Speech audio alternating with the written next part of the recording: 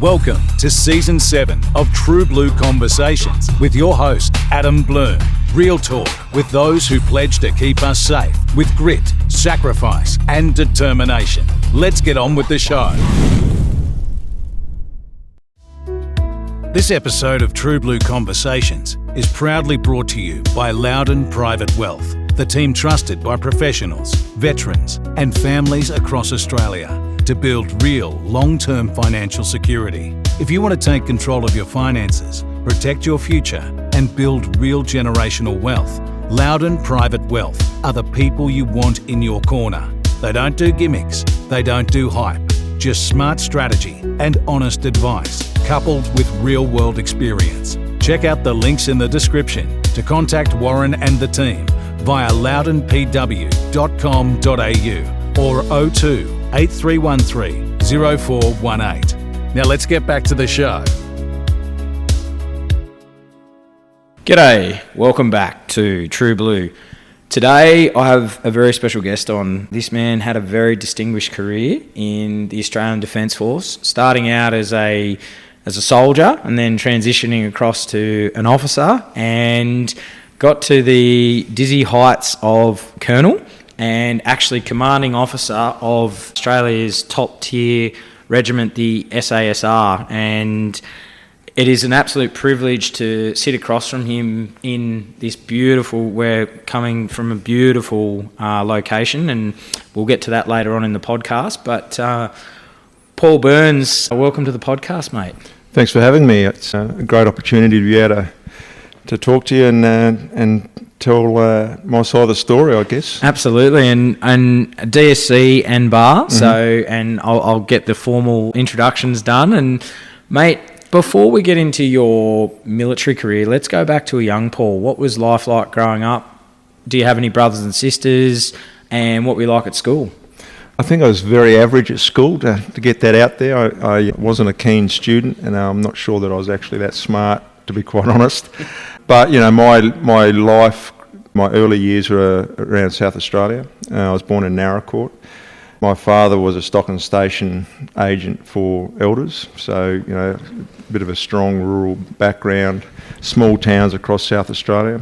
You know, we moved around the country quite a bit with my mother, father and sister.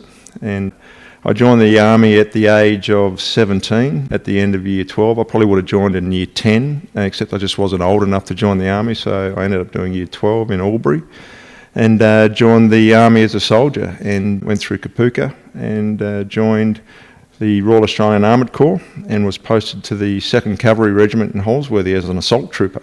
Right, and where did that drive come from to join the military? Do you have family that had served before you, or were you the first? I was the first. I think I've got some history with the light horse, the remount from South Australia, but I remember very vividly at the age of 7, I was a Cub Scout.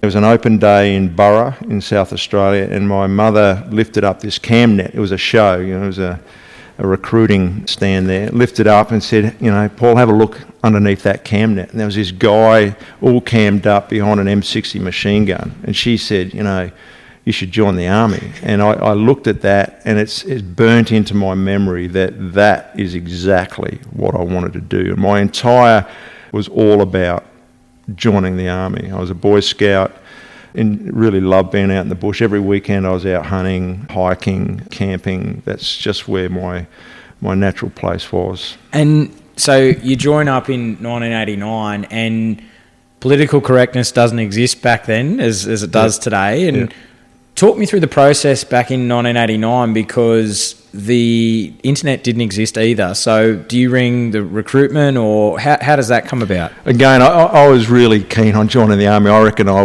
had a first name basis with the Army recruiters in Albury, no doubt, from year 10 onwards.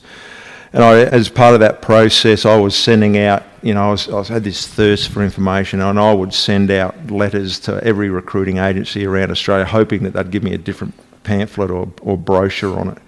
But one instance I do recall, probably year 11, again, it was another Army recruitment stand, and there was this infantry warrant officer there, and I went up to him and introduced myself, and I said, I want to join the SAS. And he took a step back, and he looked at me, he said, young fella, only loons and loners join the SAS. You don't want to touch them. You want to join the Royal Australian Infantry Corps, and I've never forgotten that either.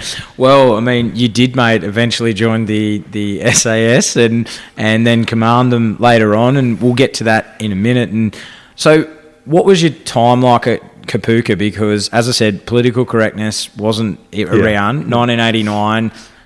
And you joined at 17, so was that, like most veterans I've spoken to say that it was a shock to the system? How did you find going through Kapooka?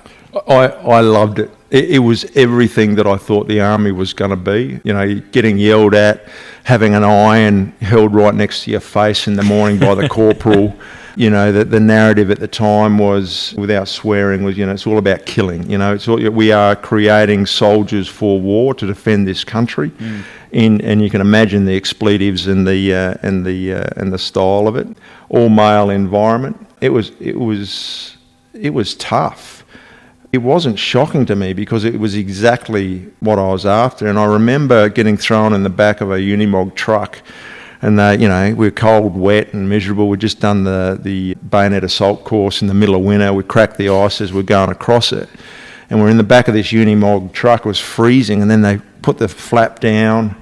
And I remember standing there going, this is exactly what I thought it was going to be, and this idea of hardship is exactly what I thought it was all about. And that's sort of been with me the entire time. You know, the role of the infantry, you know, they do the hard soldiering, and at the end of the day, you don't expect anything from it. It's just the way it is. That's what you signed up for. So that was my mindset. It wasn't a shock to me. It was. I loved it. What I learnt from it was, this organisation is incredible, and I want to be part of it. And it's about serving your nation and doing something bigger than you.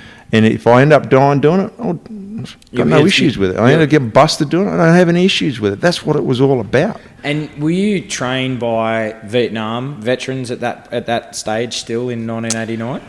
The corporals were not, no. So we would call that the Great Peace. So we had a lot of quality senior NCOs and junior NCOs, corporals, who, you know, to be quite honest, we stood on their shoulders. You know, a lot of those guys probably didn't deploy, but the contribution that they made to make sure that we were razor sharp to serve, you know, the operational theatres that we ended up going to, you know, they held the line. But it was still very much Vietnam-centric, like the old green pouches and all of that sort of stuff. I did grow up in the state forest of Yakandanda with a schoolmate whose father was a Vietnam veteran, and, you know, that whole idea of sitting around the fire listening to his tales, and his hardness actually was probably a big contributor to me wanting to join the military. And you at that point were still in Army Greens, so correct. You were the old. We had the SLR, mate. We had Greens. We had the old, you know, SLR basic pouches and all of that. It wasn't until I got to 2CAV that we got our first set of cams. We only ever got one set for the first year because they were only just starting to be fed out. So yeah, we were old school. And with that too, so at that point, were you corps allocated, or could you choose where you wanted to go? No, you weren't corps allocated, so you had to do your aptitude test. And at that time, I had applied to go to the Armoured Corps. As growing up, I actually restored Ferret Scout cars, you know. Oh, right. Old Jeeps, old Blitz trucks. So that was, you know, if I wasn't out bush, I was restoring old Army trucks and stuff. So I used to spend a fair bit of time at the local Army Reserve unit there, and they were an armoured organisation. I guess that's sort of what tilted me towards Armoured Corps. I actually think I failed the mechanical aptitude test for Armoured Corps, and my corporal said, you actually didn't pass the test, so you're going to infantry, but since you did all right, we'll make an exception for you. So I ended up going to Armoured Corps. Oh, so you got to where you wanted to go, and did you bring your mum and the dad and the family over to your march out? And what was that like? Because you 17, proud moment, and a stepping stone of what would come in a very distinguished career. But at 17, proud moment, seeing the family come out and see you march out. Absolutely, I think. The first instance, I had applied. My parents we were in Albury, so Latchford Barracks, the apprenticeship school there. My parents really didn't want me to be a foot slogger. They wanted me to have a trade. And I remember filling out the application for apprenticeship, Army apprenticeship, and I filled it out. I rode my bike to the post office and put it in the slot, but couldn't let go of it and pulled it out. And so them coming to see me march out, as with all families at Kapooka, was a big deal for them, and super proud, and I've always been very proud of what I've done. So you march out of Kapooka, and then where's your initial employment training? Because if you go to infantry, you go to Singleton. Where did you go for Cav? Puckapunyal. Pucka, right. What was that like? Sunny, miserable, wet, cold Puckapunyal. Awesome time though, the whole approach for our initial employment training, I was allocated to APC, so we were driving the M113, and every day we were pretty much driving these vehicles into the ground. We would bust them, bog them, bend them, and then overnight we're fixing them, getting them ready for the next morning. Yeah, a pretty amazing time. And in between time, you were bashing Dixies down in the sergeant's mess or the officer's mess, particularly me. I got in trouble a couple of times, so I spent a fair bit of time down the sergeant's mess bashing Dixies.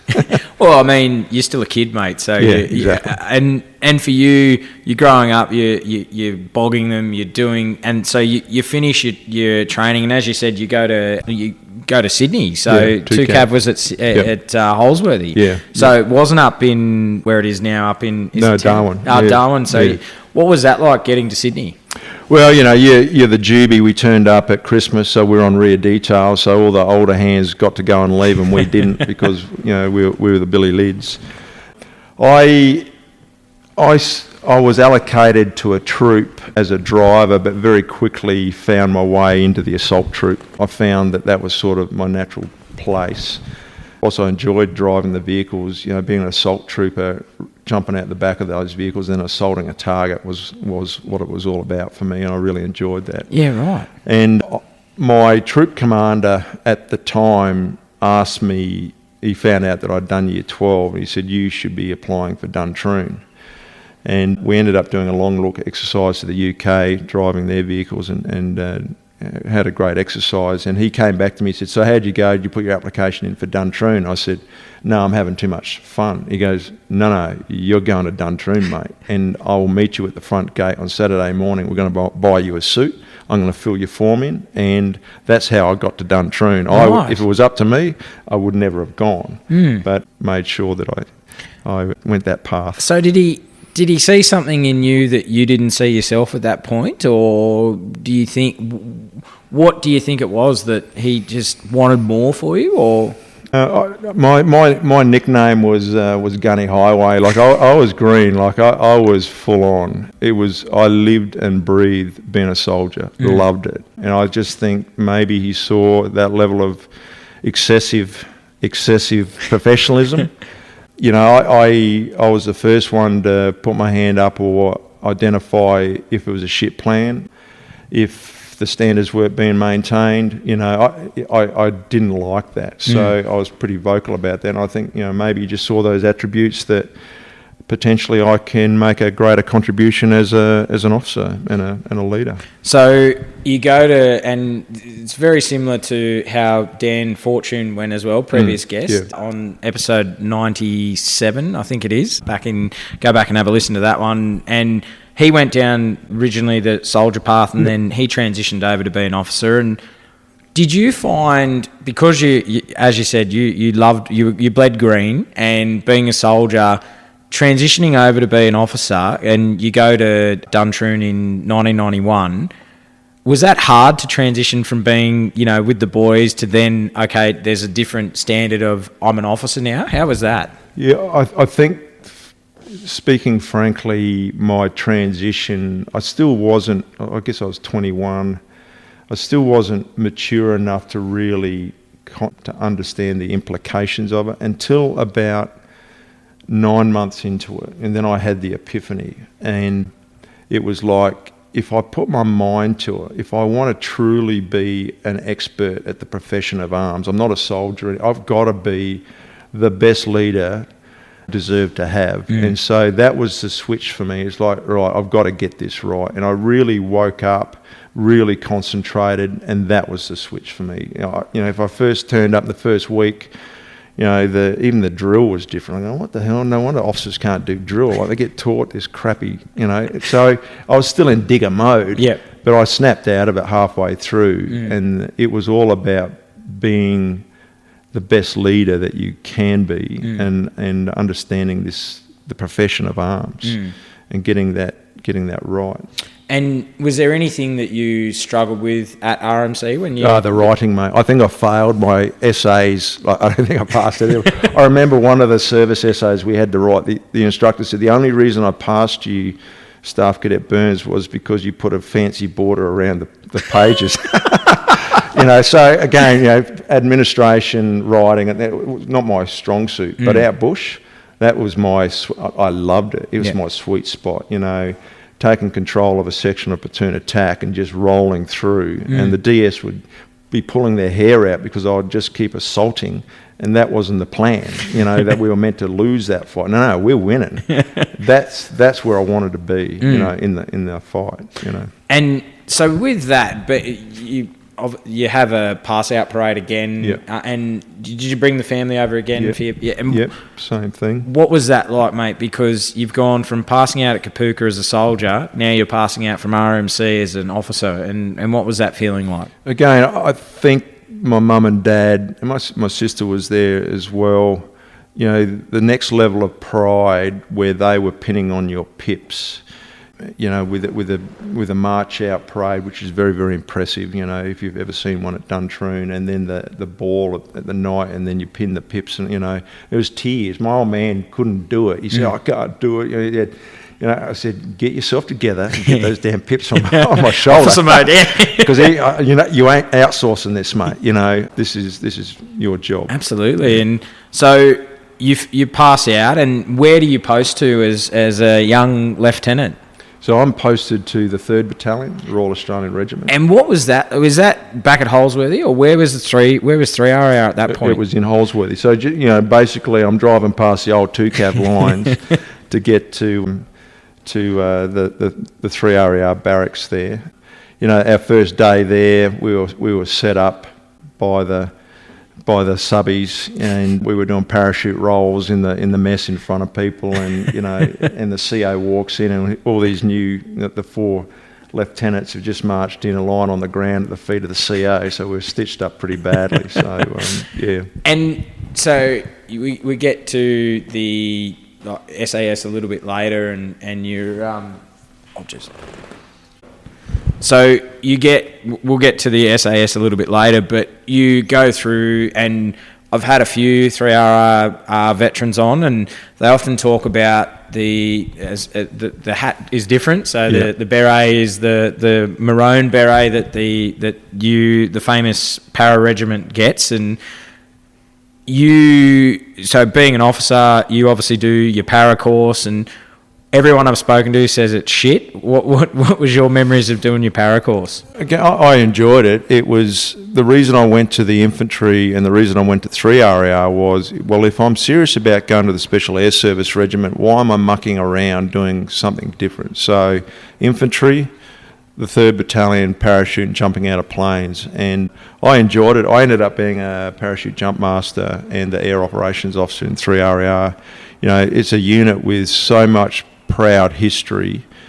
It's battle honours and its esprit de corps around the ability to overcome fear and jump out of a plane and hopefully land without breaking your legs at night. That takes a special person. And some of those guys in the platoon, they needed to be kicked out of that door, but they did it, and then to move through the night and achieve a task was pretty amazing. I had 3 platoon Alpha Company, just hard soldiering, battalion live fire assaults. We were training for war. The CO at the time was all about war fighting. If we can do war fighting well, then we can do everything lesser than that. That was the standard. And then I went to a recon platoon, so we started to develop that capability further. And what was that like? Because I've spoken to a few veterans about recon, and that's a hard course. And you, as you say, you're doing you're training for war, but the war's not happening yet because we're still in peacetime. There are little deployments here and there to Somalia and things like that, but the next 20 years is going to, your career is going to get very busy, and most veterans are, which we'll get to what happened in 2001 in a minute, but you're just constantly training and building capability. And so you had a good couple of years in 3RAR. Yeah. So recon platoon for me gave me some artistic license. I could be creative. We had an amazing platoon. We had snipers in there as well. Fully motivated guys. We were all bleeding green. From the platoon commander down. And we introduced the RAM air static line capability to give the recon platoon the reach that it needed.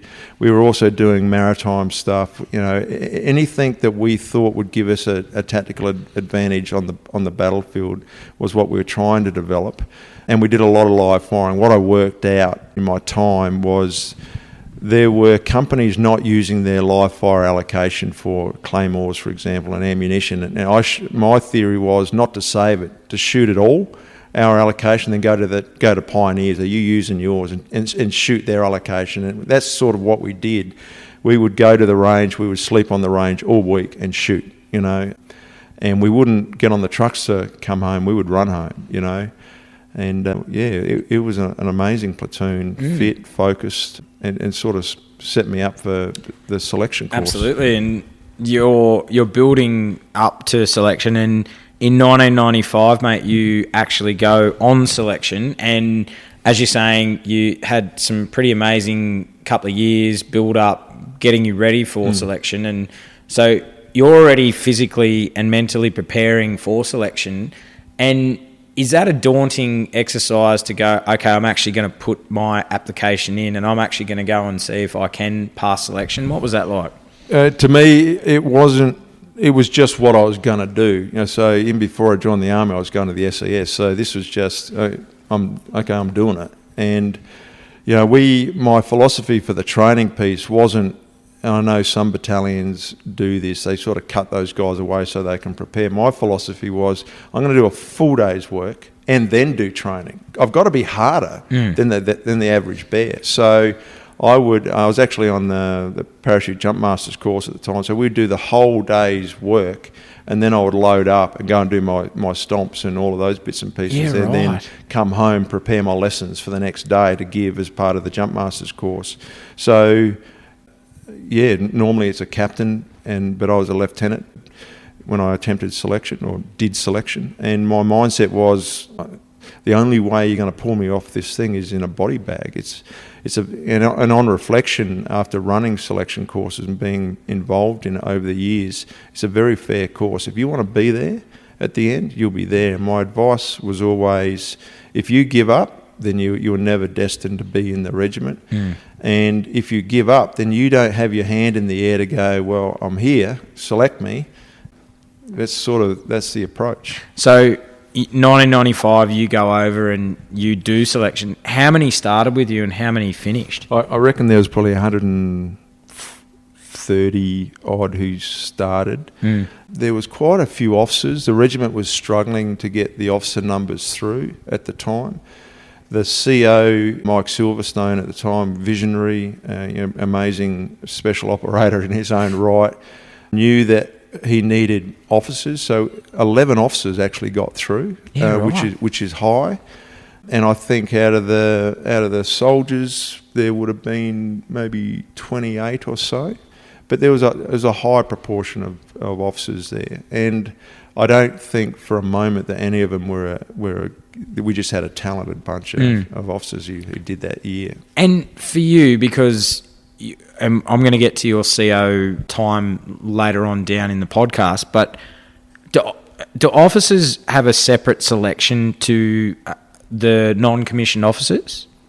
No. So I guess in its purest terms, for the soldiers, you are selected to progress with training as an operator in the unit.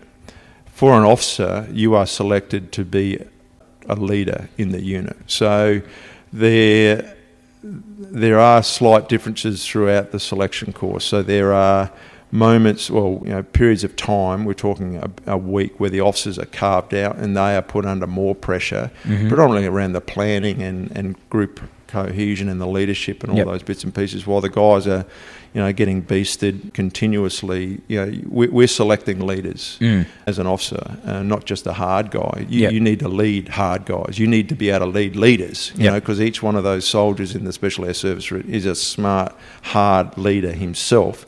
So do you have the skills and the ability to lead those hard leaders? Yeah, right. And not everyone can do that. And particularly operating in small groups, there's a whole new dynamic to that.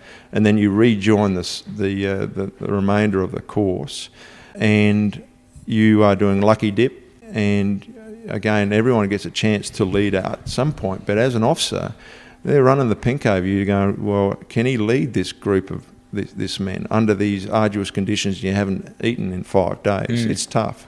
Now, I'm not saying for a moment that the soldiers get it easier or the officers get it easier or anything like that. We select based on what we need, and if you're going to be an officer in the Special Air Service Regiment, you need to lead. But you still need to go down the rope. You still need to be able to shoot. You need to be able to do everything else that the operators can do. Absolutely. And for you, what was the hardest part of selection? Was it that point, or was it actually lucky dip? Or for you, looking back now, what was the hardest part for you? I reckon selection was selection. I still didn't, when they said put your packs down, it's done, I didn't believe it. I sort of sat there for another 3 hours going, nah, there's going to be more coming, so I'm not going to let my guard down.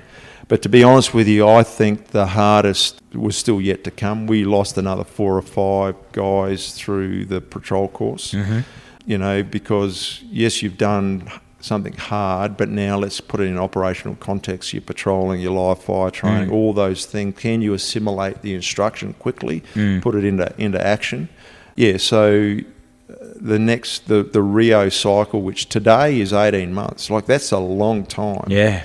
And it's a daily renewable contract. You can get booted out. You have a bad day in the range, you're out. You have a bad day and you blow up and lose your shit, you're out. So selection is really just the first step to an entire process to get that beret. Well, it's something that Dan said, and I'm sure you'll agree with.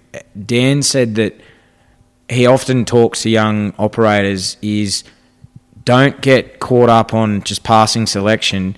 Actually think and have a vision to actually serve in the regiment. And you get your beret, that's great, but that's the first peak. There's many peaks, and I think it's great advice to any young person who might think about going on selection or have a career in the Special Forces. Don't just, I've passed selection, that's great. That's the first step. Yeah. It's not about the hat, to be honest. Yes, it's a great honour to wear the Sandy Beret and the wing dag, absolutely. But you know what? You get presented it. And I actually, unlike today, we have a formal beret parade. I got flicked mine in the mess, and Mike Silverstone said, well, you can't be a lieutenant, so he promoted me there in the mess and said, put your hat on next time you come to Mornos. It was just one of those things.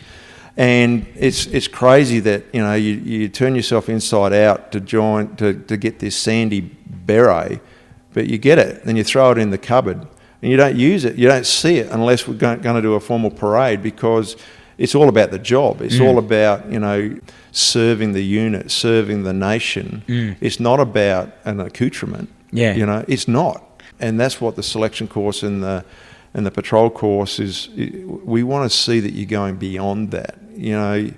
It's some of the hardest operators I've seen. You would never think they were an SAS guy. They're slight. When they jump out of a plane, they're literally holding onto their pack because it's heavier than them as they hurtle to the earth. That goes beyond just a funny hat. 100%. And that's the thing that I think I've done now maybe 80 Special Force podcasts, and I think from both sides of being 2 Commando and SAS, And I think every operator that I've ever spoken to has said, yeah, literally you just go, is that, and the feeling is you put so much blood, sweat and tears to get that beret, and then afterwards they said you don't wear it. Like, you look at it and you go, yeah, and then you put it away because it's just mission focused. The job, you're now doing the job. And for you, as you've said, you go on to Rio, and for you, what was the hardest part of Rio? I think being integrated in with my troop. So I was allocated to K Troop in 3 Squadron, Freefall Troop Commander. Being integrated with those guys, some of those guys just come back from Rwanda. Actually, one of the operators had got a kill over there. So I'd walked into the office and I sat down behind the desk, and this guy walked in he had long hair, a goatee beard. He looked like a Colombian drug lord. He was wearing overalls, which is what we typically wore when we were doing counter-terrorism. I thought he was a janitor. And I'm going, hey, can I help you, mate? And he goes, no. He pulled out a chair and said, we've had 3 troop commanders before you. I'm a sergeant in K Troop, and I'll give you 3 months before you get booted out as well. So, and then we're outfield with these guys, and they're all thinking that. Seriously, the three troop commanders before me in K Troop had all been sacked. Yeah, so right. I'm the 4th one. Same donkey, different blanket. This guy won't last too long. That was hard. So we're out in the field. They're watching me. Okay, does this guy actually know? Has he got any fieldcraft skill? Does he actually know his tactics and all that sort of stuff? And do we trust him? And can he lead? And luckily, the boys backed me, and we had a pretty amazing troop for 2 years. Absolutely, and so you finally get through. You then, where do you post into? So 3, that is where you post into, and so 3 Squadron, and then a day that you'll never forget, 1996, the Black Hawk disaster. Yeah. How did that personally affect you? Because you just got to the regiment. And how did that affect the regiment as a whole? Yeah, so we were down doing our close quarter battle course at the time, and we'd gone up to the mess for a beer, and the adj walked in and said, finish your beer, fellas, and then I want you to come up to RHQ. And so we finished our beers, and it was all very calm. And then we wandered in to the ops room, and there was a whiteboard there with those who were known to be dead, those unaccounted for, and we went straight into notification. So I went out and notified 2 families. I wasn't trained in it. I didn't really know how to do it. I had allocated a padre. I knocked on the door. One was known to have life-threatening injuries who ended up surviving, and the other one was a FATACAS. I had to notify. It was tough. The impact on the unit was the entire 1 Squadron capability was gone, and we had to ramp up as 3 Squadron and start working up very, very quickly to do the build-up to take over that role, to maintain the notice of move that was required for counter-terrorism operations. Yeah, right. So it was because I know I spoke to Dan, I spoke to Weeksy about it as well, and they said it was, these are guys that we'd served alongside, and as you know yourself, that guys die in training accidents. There's more guys on the rock from training accidents than there are killed in combat. So what you guys do is, and at that point for you, had you been exposed to death at that point in the military? Not where it was close to you. So in recon platoon, we used to go to the Sydney morgue to desensitise the guys. The idea was if we had to parachute into a combat zone and there were dead bodies there, the last thing you want is guys imploding because they've never seen a dead body. So that was remote.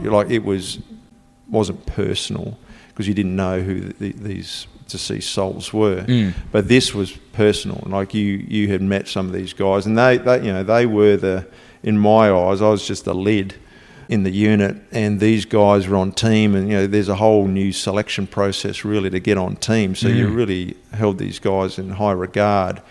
And then the profile that they flew, we were then doing that when I was an OC in one squadron several years later, and my OPSO was the OPSO for the Black Hawk incident. Oh, wow. And so, our desire to push the envelope with our aviation support capability coming years later, everyone was nervous. It's one squadron, same OPSO. These guys are running the same profile, but, we're getting ready for war. We have to do this stuff. And you mentioned Rwanda, and there's a famous photo of Jonathan Church carrying that little child in Rwanda, and tragically he was on that helicopter. So, there's full circle of, you just mentioned exactly that you knew these guys. Yep. But I think, we all know that. We all know it's a risk. So it goes beyond a beret, doesn't it? It goes beyond, you are a warrior serving this country in the shadows, and you will do whatever it takes to keep this country and its citizens alive. That's the oath. And so, yes, we have training accidents, but we are doing it to keep other people alive. And I think that's just so admirable. And they do it without the recognition, but the biggest impact are on those families. And there's more to come, unfortunately, when the global war on terror arcs up. Yeah, and we'll get into that in a minute. And so that Black Hawk accident happens, and then 97, 98, you move into that CT role. What was that like? Because I've spoken to Dan about the CT role, and that, for you, was that another step up, being on that CT role? Absolutely. So, it'd gone from domestic counter-terrorism to special recovery operations. So, global response capability, getting Australian citizens out of the darkest, most violent places on the planet. That was a mission. So, it was a real step up. Your shooting had to be spot on. The amount of ammunition that we went through, and it was relentless in the training. But as the OPSO, we're trying to build these profiles, which was about making sure our enabling capabilities could actually get us from Australia to the target location, wherever that might be in the world. So whilst the operators were finally honed, we were also trying to work on all the other capabilities, the Air Force integration, the Navy integration, the helicopter integration, all that, the command and control at the higher levels, making sure that our generals actually knew that this was a mission profile that you might have to execute at the political level. Remembering that the Special Air Service Regiment, it conducts the most dangerous, the most sensitive crises, or provides options for that when no one else has got an option. That's what we do. So we're always pushing the envelope, and through that it's an education process beyond the unit. And at times, to be quite honest with you, that's harder. It's harder. Absolutely. And 1998, mate, you deployed to Bosnia. What was that? Because was that your first deployment overseas? Was, yeah. What was that like, and what was your role over there? So I was a divisional liaison officer. There was only 5 of us for the entire British contingent over there. I worked for Major General Cedric Delve, so he was the major, or the officer commanding the squadron that did the assault on Pebble Island during the Falklands. He's a legend. Right. I remember him doing the change of command ceremony there in Banja Luka, and the RSM sort of introduced the general, and he goes, well, he had scuffed boots, he had a blue civvy belt on, hands in his pockets, going, well, this will be interesting, won't it? I'm a general, and I've only ever commanded a patrol and a squadron, that's it, so we'll see how it goes. So he was a great guy to work for.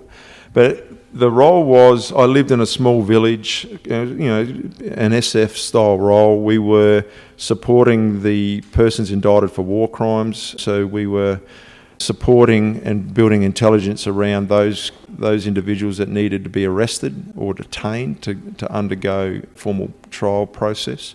I lived in this tiny little town which was just ravaged with war. I had a Royal Marine Commando with me, as my driver, signaller and medic, and a local girl who I'd recruited as my interpreter. Amazing.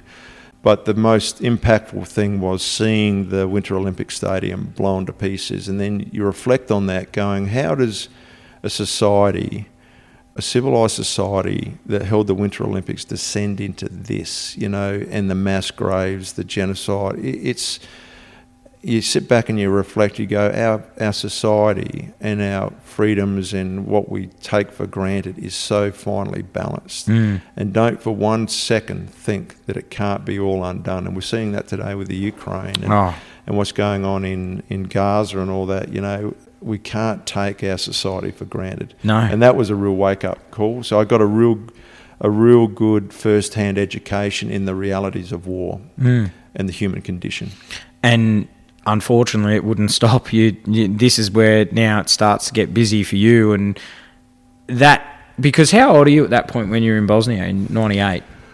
I'm still in my 20s. So it makes you look I'm still a captain. Yeah, so it's making your perception of the world is changing from your experiences being overseas deployed. That's right. And my posting after that, so I went from coming home from Bosnia back into the CT Squadron, and then posted to the Royal Military College as the team leader for those guys and girls coming off the street for the first 6 months.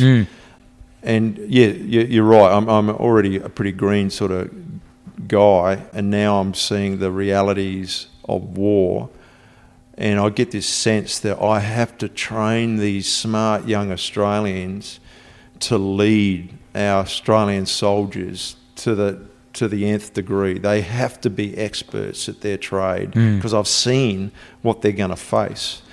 And those 2 years at the Royal Military College I really, really enjoyed it, working with these smart young Australians to build them into you're shaping officers. you're shaping future leaders, and that would have been a full round circle for you because you were there only a few years before. You know the pressures of what they are going through, and as you say, you pinch yourself moment, because Dan often spoke about that as well, where he said being CO of Duntroon was he said it was a career highlight, going full circle there.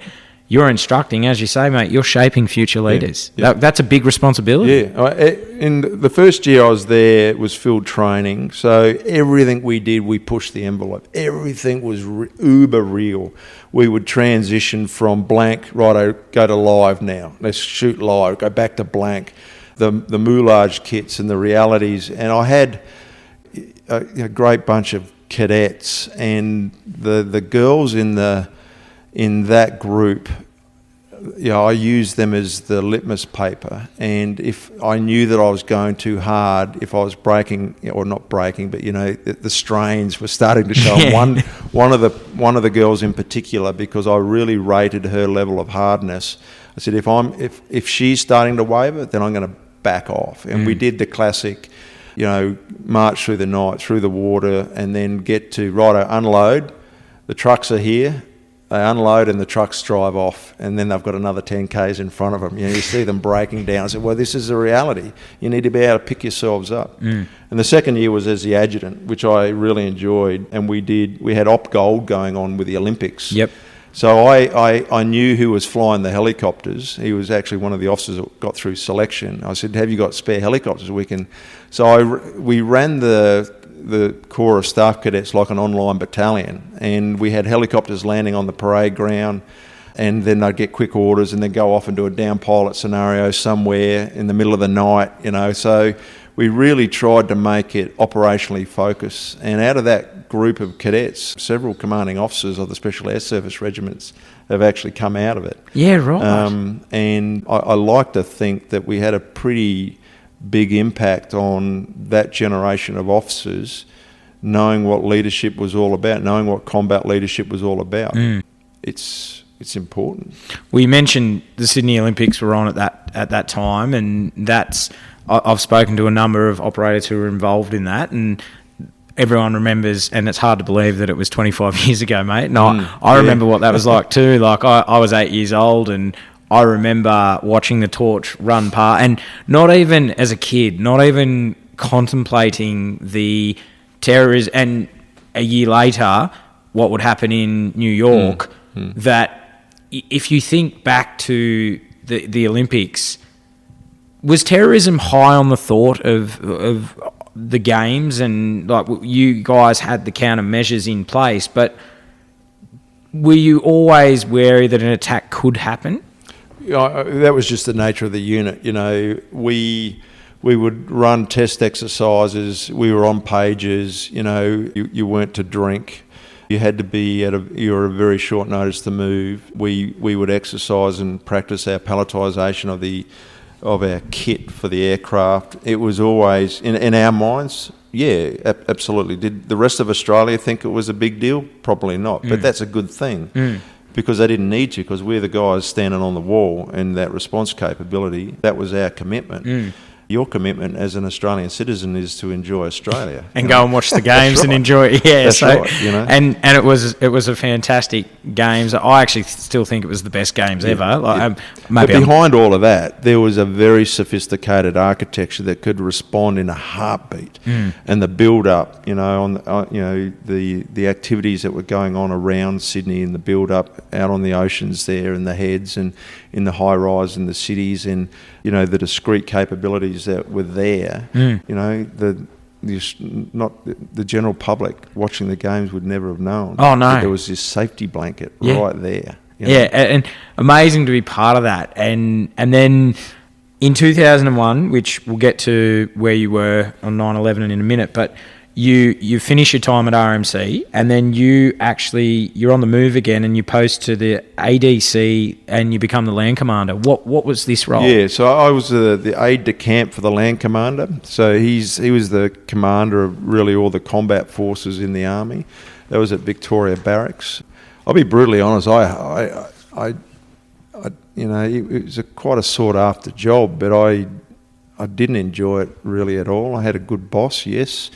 The MA was good, but I didn't really enjoy it. But it was an insight into which would help me down the track, understanding the bigger bureaucracy and the structure of our army. It was an honour sitting in the back of the car with the land commander, and chatting about his views as a general to me as a captain about the realities of our army, our defence force, and how things actually work. So that was interesting. And then it was 9/11. I came to work, walked into the land commander's office, and we were watching it all on TV. And as the land commander, and Duncan Lewis as the commander SF at the time, as a brigadier, that was the day that the Special Operations Command Australia was devised and born. Duncan Lewis walked into my office, back of a cigarette packet, with a plan to create a commando capability to make sure that we had a East Coast and a West Coast counter-terrorism capability. It all happened then. Bang. Yeah, right. In amongst the aftermath of the aircraft going into the Twin Towers. And that was I think that was the day that Special Operations Command Australia was born. And that day changed the world. And did you foresee that it'd involve our longest global war ever at that point, from that day? No, I don't think so, because the initial sort of thought was America would respond, we would support, and the mission set at the time was to find those who were responsible. So it wasn't about nation building or anything like that. Yep. It was a global hunt. Let's hit hard. Let's get these people who were responsible, and we would support that effort. And so the regiment, really teaming with the Marines, I guess, to lodge into Afghanistan after the ODAs had done their bit. Yeah, I don't think it was envisaged. In actual fact, Duncan Lewis, very, very smart, very, very smart man and general. I remember talking to him over a coffee about it. He goes, the trick here, and this is the first year, the trick here is not being caught on the dance floor. So he was already thinking about that. Yeah, right. Literally. So I went from ADC to being the the operations officer in Special Operations Command, overseeing our efforts in Afghanistan, and I then deployed into Afghanistan myself with JSOC, the Joint Special Operations Capability, hunting down Osama bin Laden Task Force 11. We were after the top 11 guys. But yeah, we were hunting them with a view that once we've got them, that's probably it. When I went to Afghanistan working with JSOC, it started to unfold a little bit more to the point of, okay, when we're finished here, we're then going to roll into Iraq, and then we'll roll into Iran, and then we'll do this and that. So this was just ops room talk about, this thing's going to keep rolling. Yep. Plus, we had the axis of terror, the war of terror. So the narrative is starting to flow, and you sort of go, oh, okay, this is really, where does this end? Well, you mentioned Iraq, and we're going to get to your deployment in a second, but looking back now and hindsight, taking the foot off the throat in 2002 and going into Iraq in 2003, and this is just my... Yeah. Was that a mistake, taking the foot off the throat of the Taliban in 2002, and then the resurgence back in when that happened and invading Iraq? Looking back, should we have done both, or should we have left an element in Afghanistan and then still gone into Iraq? Looking back now, I think one of the lessons that we learnt out of Gulf War One was, if you're going to do the job, do it properly. So, yes, Gulf War One was successful, but we ended up going back in there, didn't we? So it was an opportunity on the global stage to go, we've got a reason to clean up. And, George Bush was a president at the time, so he probably had a feeling that we've got an opportunity to get rid of this axis of terror. Yep. And the art of campaigning is the sequencing of battles to achieve strategic intent, which is generally defined to a theatre. So you can't do everything, and you go back to your World War II history. Yep. Operation Torch was a holding action, so we could then do D-Day 12 months later. So it's the sequencing of it. I think it's a little bit naive to say, we just took our foot off. To be bogged down anyway, because the combat environment had evolved. But the opportunity in my mind was, okay, we could create something that it would take a lot of effort. But if you look at the end of World War II, post-war Germany, what it is today, post-war Japan and what it is today, I think strategically, at the grand strategy point of view, it was an opportunity to create more stable Middle East. Of course, yeah.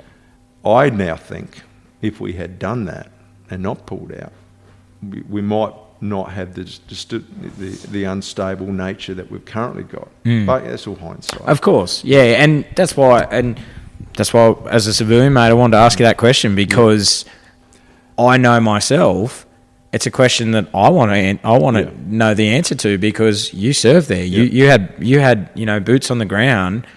You're a subject matter expert. I'm not. I'm just a civilian. To me, Adam, it goes to grand strategy. And, as a student of Clausewitz, he talks about three components, the Trinity. It's politics, and that's the reason alone to do things. And, politics plays a big role in, particularly in a democratic society. We're on an election cycle and those sorts of things, which then links into the passions of the people. Does the population get behind this, which is then translated into whether or not the political party is elected, and all those things start to play. But in my mind, as a student of war and in the profession of arms, it's the general. It's the general's ability to orchestrate at the grand strategy level to advise the political on the sequencing of battles to achieve a strategic outcome. Yep. Not to just get told what to do by a politician. And, at the end of the day, if the politician says this, yes, okay, they're the boss. But that doesn't absolve your responsibility to be creative in how you design and integrate the effects on the battlefield to achieve the enduring strategic end state. And I don't think we do that very well. No. In actual fact, we failed. We absolutely failed for a variety of reasons, whether that's education. But I do think that the rotating of generals and a posting cycle, we didn't, our career management and our generalship didn't move to a war footing. We were still in a peacetime environment fighting a war. Some people will say that it's a war of choice, but Australian lives are on the line. You are influencing the global ecosystem. You've got to get it right. Absolutely. And as you said, in 2002, you were hunting those 11 guys, and that was the mission. The mission changed, and we're going to get into later how the mission changed later on in the podcast. But in 2002, the war was very different to years down the track, and you lose your first casualty in Afghanistan with Andy Russell being killed. Were you in country when he was killed, or were you back? No, so I was the operations officer at the time, headquarters special operations. So no, I wasn't in country. I went later on to do that task. What I will say, Adam, when we talk about why we were there, my last tour is 2010. I deployed for my first tour in 2002, both to Afghanistan several times and to Iraq. The mission, the strategic objective never changed. And it's a cop-out to say that we didn't have a strategy. It's not a cop-out to say that it wasn't well articulated, but to me it was very clear. It was, number one, to support the US alliance. Number one. Yep. And people say, well, why did we go? To support the US alliance. The ANZUS agreement? Yep. Exactly right. Number two was to deny the export of terror, so that it was never going to be another 9/11. Remember we had the Bali bombing, and terrorism was a big deal. Yep. So in 2010, I'm turning up as commanding officer of the Special Operations Task Force. It's the same. So then it's up to the generals and the commanders and the leaders and COs to align themselves, use their training, their creativity and their understanding of warfare and combat and how to array the assets that you've got, whether you've got enough or not, to achieve that end state. That's what it was all about. Where it started to go a little bit awry then is, okay, are we doing nation building here? So what does the denying the safe export of denying export of terror? What does it look like? Does it actually mean that we need to rebuild the society? Well, actually, one of the course of action could have been no. We could have just done, 10 years of counter-terrorism style raids and be blowed with rebuilding the society. You know what I mean? Yep. So this is where the art of the generalship and the Clausewitzian trinity comes into play. Okay, General, so how are you going to win that? But we still had a posting cycle across our officer corps where they're just doing, some cases, 6 months in an appointment, or they're doing a 2-year posting. And over a 20-year period, that gets diluted. So who's in charge of this campaign? Yep. Actually, no one, because it's a shared sort of musical chairs arrangement. Where you look at World War II, well, there was one guy who started and one guy who was responsible at the end. That's and then right. He becomes president. You know what I mean? So I don't think as a nation and a defence force we went, we are at war. Regardless of whether it's a war of choice, we're at war. We are putting Australian lives on the line. We're spending a lot of money to do this. And Colin Powell said at the end of at the first Gulf War, he ended up having 5 principles. One of them was, if you're going to do this, you do it to win. You can't go in for a half tackle. And maybe that's what we did. And no one really owned it. And we had this posting cycle of 6 months and the rest of the army back home is still in peace mode. Well, I'm sort of of the view now that if we'd really put all our effort into it, we could have been done and dusted in 5 years.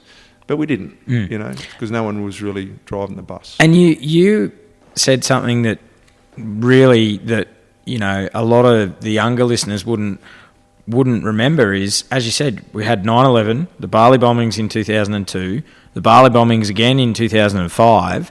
Then we had the London bombings. So, as you said, terrorism was on the rise. It was, and these attacks were happening. And as you say, Afghanistan was the heartland where these Taliban and all these extremists were coming to fight in Afghanistan to But it fight. wasn't just there, mate. It was Philippines. So, Operation Enduring Freedom is in full flight in the Philippines. Yeah, right. No one, that was part of OEF, Operation Enduring Freedom. Yeah, right. Down in the southern Philippines. So I'd done Iraq. We'd come back as a squadron, and the whole squadron is now on SRO, so we've taken over the CT SRO capability. And we're in Thailand.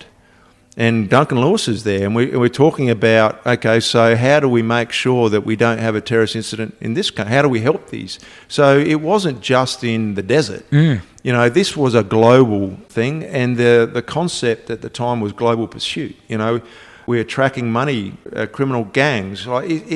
It's naive to think that this was all in the desert in Afghanistan. This was a hybrid warfare interlinked with criminal gangs, shipping lanes, nation states, influencing political outcomes in our near neighbours, which we're now seeing today in the Pacific with Papua New Guinea and the Solomons and all of that. So when I go back to grand strategy and whether or not we took our throat off the Taliban in Afghanistan, one simple theatre, what else is going on around the world, and how are we making sure our country and our people are safe? And people, that big picture is lost. Of course. And I'm not convinced that our senior leadership actually fully appreciated the scope and the breadth of how to keep our nation safe.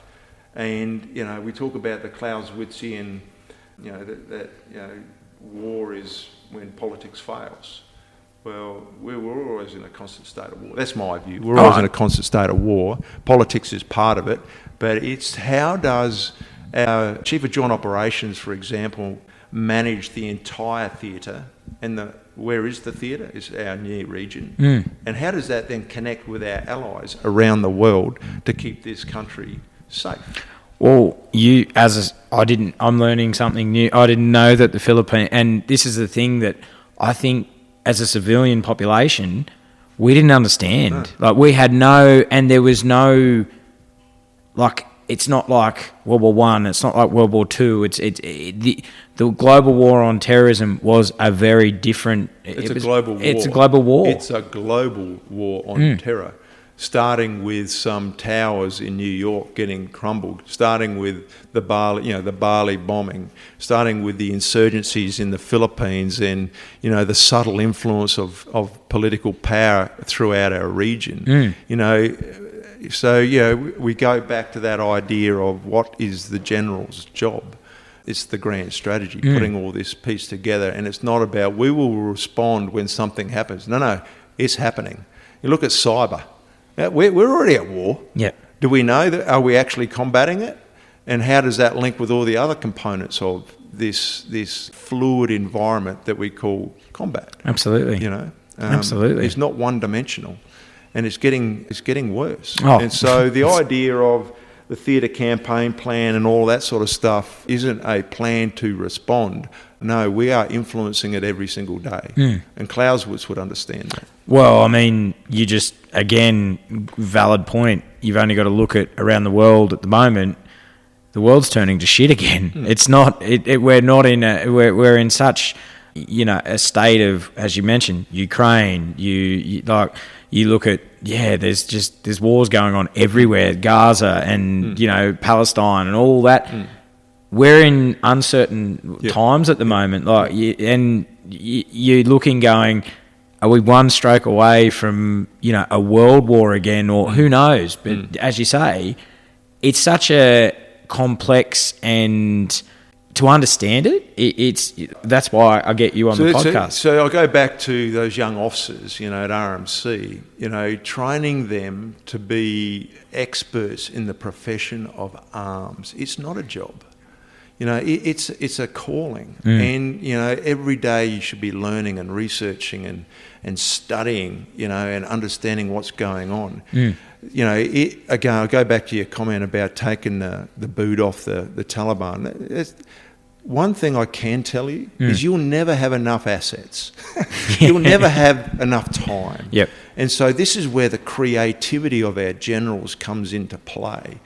How do you achieve a good enough solution, balancing the politics of it all as well, to achieve a good enough outcome? And if taking the boot off the Taliban at that time to achieve another strategic effect is what you do, then we call it operational art for a reason. It's the art and the science. In my view, it's more art than science.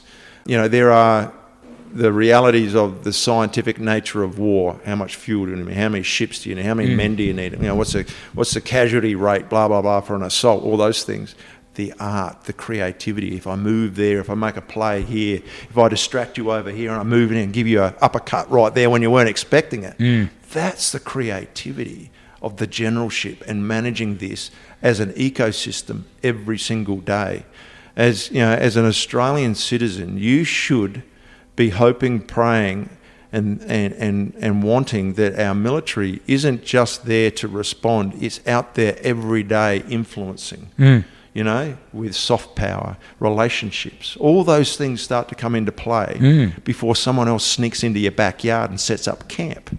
So absolutely. All that, it's not one-dimensional, and it's very complex, and only those true professionals, those true committed professionals, should be trusted to do that. Absolutely, and I'm going to bring you back to Afghanistan 2002. So how long were you over there for in your first deployment? The first was only short. I was only there for a bit over a month or so. Oh, right, okay, yeah. So I was embedded directly into those guys. I needed to come home because I was preparing for the invasion of Iraq. So there was a great lead in dealing with JSOC, understanding, building relationships. In actual fact, the Delta Squadron commander and their ops team, they were the same guys when we turned up to invade, prior to the build-up going into Iraq. I knew all those guys. Yeah, right. So it was, whilst I learned a lot professionally, I actually built some great relationships which endure today. Which, when we started to plan about the coordination between the British Special Forces, the American Special Forces, Delta, etc., the use of their assets, the 160th assets to get the guys in, there was a relationship there. We were speaking the same language, we were using the same planning tools and all those bits and pieces. So it was all hush-hush too, because we had a team working with the Americans to do the planning. I was assigned to one squadron to go back to Perth and lead that squadron. They didn't know me. I didn't really know that squadron. I had brand new troop commanders. I didn't have an OPSO. I was looking around for an OPSO. Over the Christmas period, it was all hush-hush. We had to go and get our vaccinations for anthrax and all those sorts of things. And then after Christmas, we all turned up over in Perth and started the build-up, got on a plane and headed over to invade Iraq. And what was that like, mate, going to Iraq? Different to Afghanistan? Different? I've spoken to a number of veterans who have said total polar opposite, and climate different again as well. And what was that like? And what was our role over there? We obviously we're global war on terror. What were you doing over there with? The mission there was regime change, at the strategic level. So then we get back to grand strategy. So it was regime change to deliver a more stable Middle East, At that time, there was a lot of, the prepping for the justification to invade another country. Colin Powell gives his famous speech there at the UN about weapons of mass destruction. That's the reason. So the narrative has changed from going to find these characters who did 9/11 to, okay, so the door's open now. What other goodness can the global community get out of this? Well, let's get rid of a tyrant. Let's finish the job from Gulf War I and get rid of Saddam Hussein. So essentially that's what it was. It was regime change. The reason, the threat, was weapons of mass destruction and keeping Israel out of the war and that threat there. And here we are today. Yeah. You know, did we get it right? Did we not finish the job? Or did we just set conditions for the follow-on? I mean, many people talk about World War I and World War II as the same war, just with a 20-year gap because the job wasn't fully done, you know. So is it the same concept for the GWAT years and where we are today? And is it a continuation of 9/11 in some respects, you know, with the balance of power? And are you, when you're over in Iraq with one squadron, are you guys doing the classic David Sterling, the concept of what SAS troopers do? I would say that it was classic David Sterling stuff. It was identifying, creating a strategic effect. So you look at David Sterling, he was out there, you know, shooting up the German Air Force when they're on the ground, doing things that nobody else can do. So our role was to identify and find weapons of mass destruction and deny them being used strategically to hit Israel. You know, so the strategic context was there. It wasn't just going out making sure they couldn't launch, but make sure they couldn't launch into Israel. And so understanding technically where they had to launch from, where they might be, and preparing for offensive action. Many people talk about the SAS as a strategic reconnaissance capability. And I think in some people's minds, they thought they would just be out there sitting on rocks, trying, you know, looking at these things. My plan for one squadron was we were going to disrupt the battle space. We were going to, you know, unmask through offensive action. Classic David Sterling stuff, you know, in jeeps with machine guns going in and assaulting our fortified positions. Well, that's what we did. Our first night there, we was an assault on a suspected company position where the boys rolled in with the long range patrol vehicles and assaulted it to unmask, to create this effect, so that we could see them better and then have an opportunity to deny their launch. Yeah, right. Yeah, very complex. I mean, the build up to it, the plan changed every day. I went from giving orders to just having a whiteboard and just drawing very quickly. This is today's plan. You guys are going to go in by fixed wing. You guys are going to go in by rotary, and we're going to drive. You know, we didn't even know which border we were going to cross. Yeah, right. Until the last few days, we gave orders and moved very close to the border, and then we were basically waiting for the green light. And for you, is that it set you up later on in your career, like good learning, like you learn a lot about yourself of changing, being fluid and dynamic and plans changing very quickly in the field? Yeah, and I think, that you have to be adaptable. You know, it's, if you think that your plan is going to be, it's not going to be like a Hamel, for example, where, you know, Monash planned it to go for 90 minutes and it went for 93. Yep. And, you know, that's the sign. He was an engineer. But, you know, the creativity that he had for that assault was the same thing.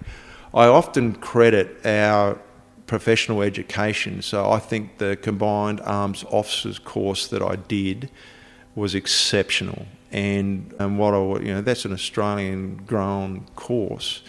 Set me up really well, understanding manoeuvre theory and the mindset of being adaptable on the battlefield. The use of surprise, deception, and all those things start to come to fore. I think the other thing that I reflect greatly on, I was so privileged to have such an amazing squadron. Like one squadron, incredible.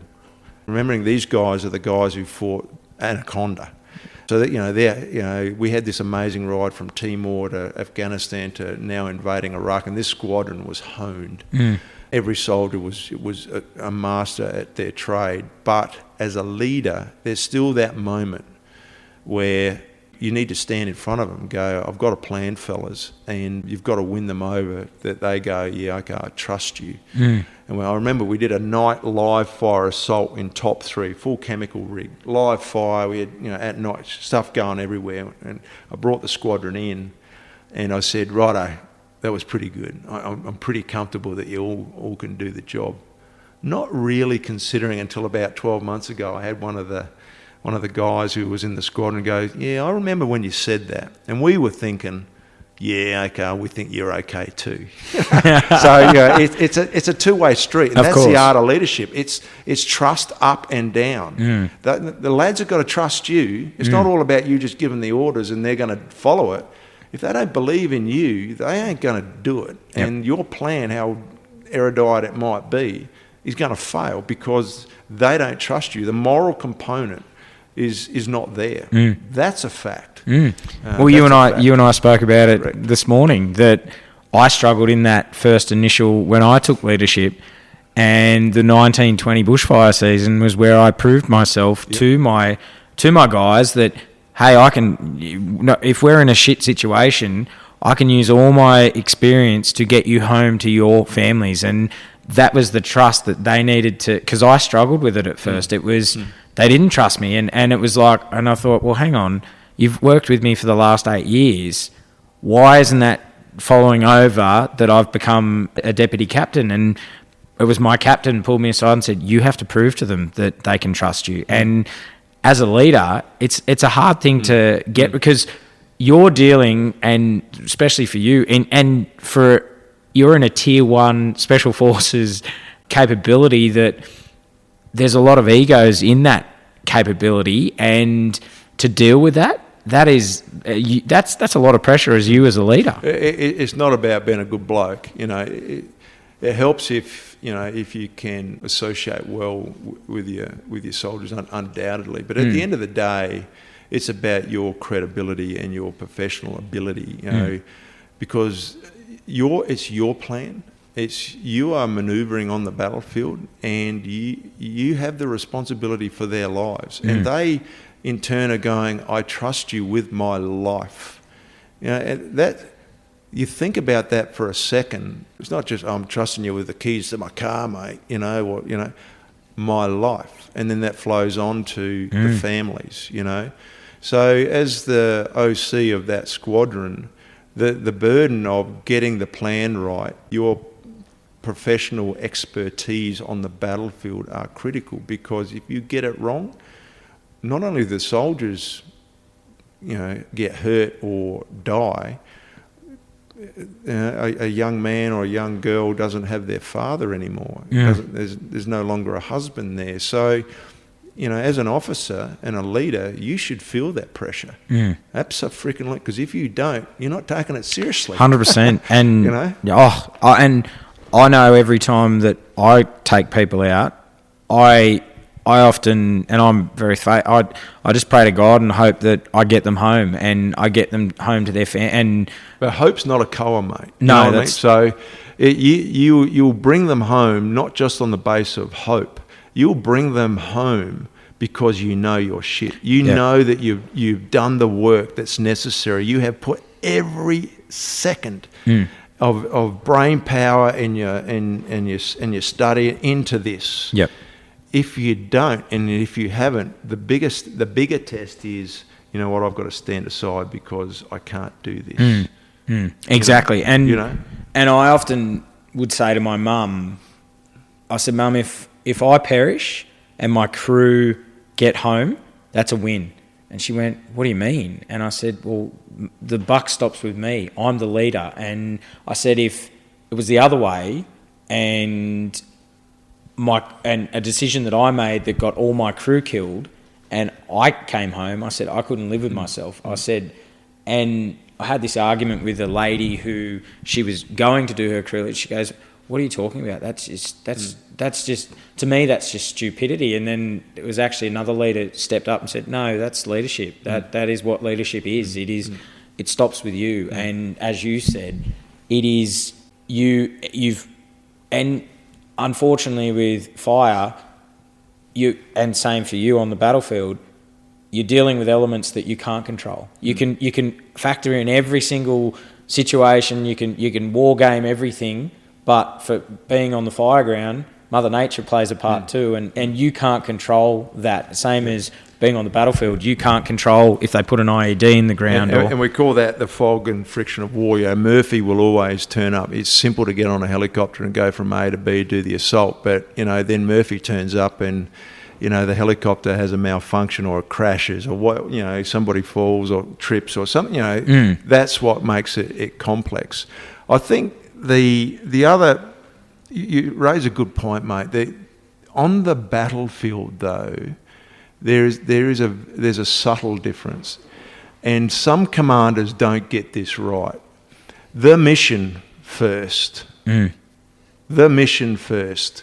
And some commanders will go, yeah, well, it's all about bringing everyone home, which is equating to going in for a half tackle. You go in for a half tackle, you're going to get hurt.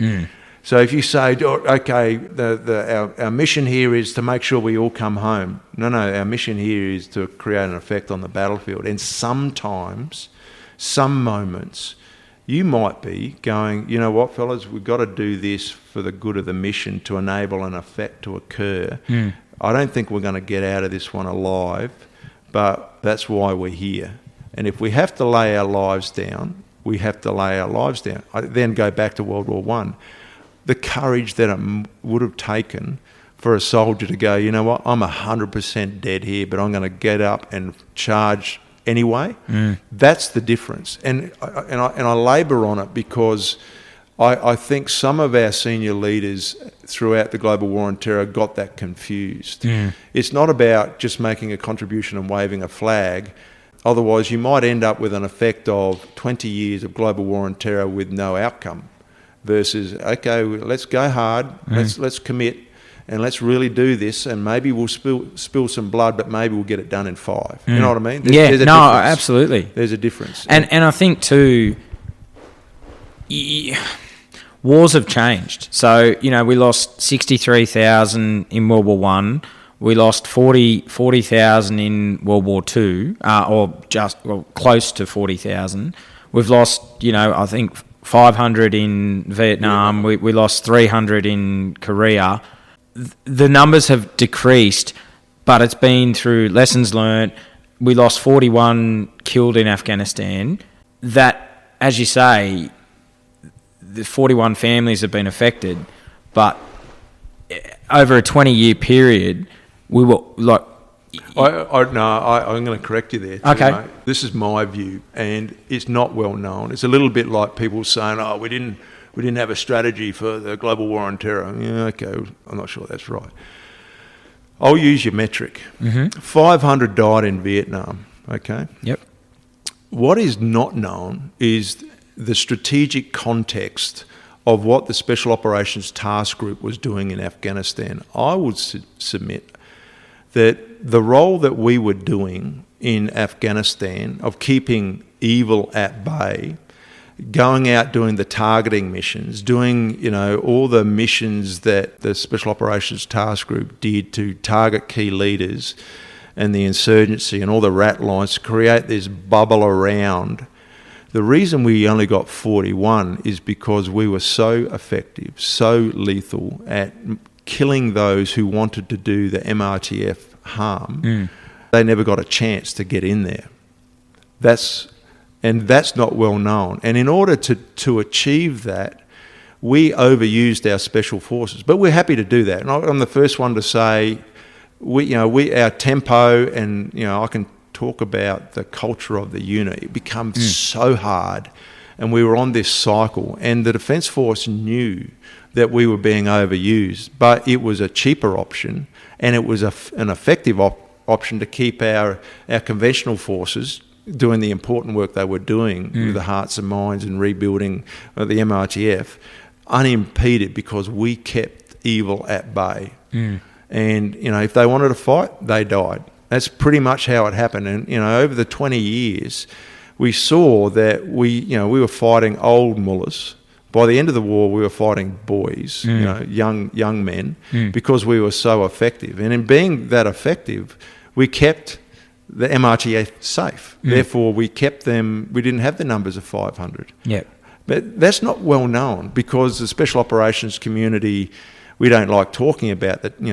But it's time for the nation to know that the role that the guys were doing was critical in keeping the other forces there alive. But no one stood up and said that. And when we talk about allegations and the wear and tear on the unit, we knew there was going to be wear and tear, but no one has gone, oh, actually, there's a reason why. And it wasn't the soldiers themselves. They were just the guys at the end of the chain. There was a conscious decision at the political and generalship level. And That's a fact. we're gonna talk about that with the bravery and betrayal a little bit down the track, and I'm glad you've highlighted that, because that is something that I want to really deep dive in with you a little bit more and expand on that. And yeah, as you say, it's. I mean, you could talk for hours and hours of what went well, what didn't go well, and we will do that. But you come back from Iraq, a successful campaign with one squadron. What's happening in the next part of your career in 04, 05? Where are you posted to, and what are you doing? So 04, I remained with one squadron. We took over the special recovery role, and we had learnt a lot in the changing what was needed from what the nation needed from the Special Air Service Regiment. In my mind, this concept of global pursuit. How do you target the threats that might do harm to our country?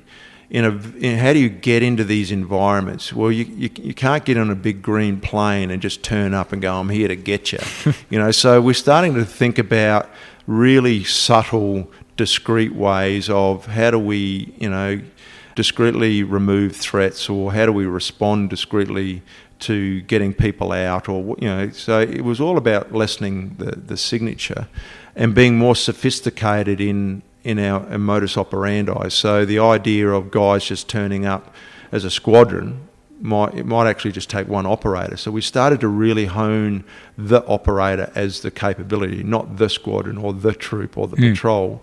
Every individual was a hardened capability and a discrete capability. And we got to a point where we were, to be honest, the threat should never know that they've vanished because we got them in their beds, and it was so surgical that it sort of hits that political level of, well, I wonder what happened there. Well, the threat's just been removed. So we were working hard on those sort of concepts. And capacity building relationships with not just our allies, but those who needed our support, upskilling, the idea of teaching them good skills to enhance their own internal capabilities, foreign internal defence style capabilities. And so for you, you're now doing that, and then 2005, we go back in. Again, we deploy again to Afghanistan. The mission profile had it changed from 2002? To be honest with you, Adam, I was in America, so right. That, in my mind, I sort of missed all that. I was selected to go and do my Commander Staff College with the US Marine Corps in Quantico. Yeah, right. And then I was lucky enough to be selected to go to the Jedi Knight School, which was the School of Advanced Warfighting. And only 20 people get to do that course. So the commander staff was probably about 150, 200 odd people. Some of the smartest men and women I've ever come across, Marines and Army and Air Force. I think for the first month I was just writing down new words that I'd never heard from some of these Marine officers. That whole school for those 2 years, particularly the School of Advanced Warfighting, it was the deepest immersion school you could go to in how to campaign, how to warfight, and how to run sophisticated operations. And, we travelled the world, all the World War I, World War II battlefields, all through Asia and Europe, learning the craft of warfighting. It was a huge honour to be at that school. We would, the days were long. We were reading, hundreds and hundreds of pages every day. It was all history. And General Mattis was one of the key. And he said, there's nothing new in warfare, team. It's all been done before. And it's only an idiot that's going to repeat this. So get to the books, and learn and debate. Colonel Toulon and Mattis were the commanders of Fallujah. and they were our instructors, our mentors, and we were learning Arabic because General Toolan said, the whole Fallujah thing, and he was there at the negotiation, and he said it all broke down. He stood up, threw his helmet on the ground, and said, "Well, I'm going to come back and kill you all." And he walked out, and then he stood in front of us as students and said, "And I got it wrong. I didn't understand this culture thing, and we're going to learn culture, and we learn culture through language." And so we learned, so we're learning the art of warfare and learning how to speak Arabic all at the same time because it was critical for the fight.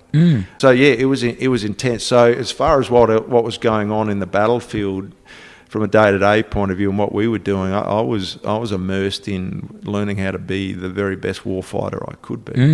Yeah, wow. And as you say, I've walked those the World War I battlefields, and for you, strategy, you're walking that ground, going, yeah, wow, I can actually see, where the Germans were set up. I can see where the Japanese were set up.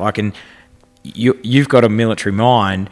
I only try and imagine it from a civilian perspective, and just you try to imagine what it was like. But that would have been, as you say, it's a privilege. 1 of 20 people are chosen to, that's amazing. But yes, we went to the battlefields, and we would go to the battlefields, and we would see the trenches and all those. But then, because it was the school of advanced warfighting, it went beyond that. So what's going on here? Why did we go to the Dardanelles? What are we doing here? What else is going on? So the World War II operations during Torch, what was that all about? It was actually a delaying tactic by Churchill to give us more time to prep.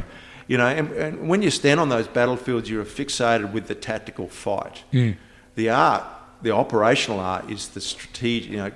The campaigning piece is the art and science to achieve the strategic impact. And that's sometimes I just don't think we get caught up into what camouflage uniform you're wearing, what gun you got, what battle did you do there, but how does it all fit into the bigger picture and strategy?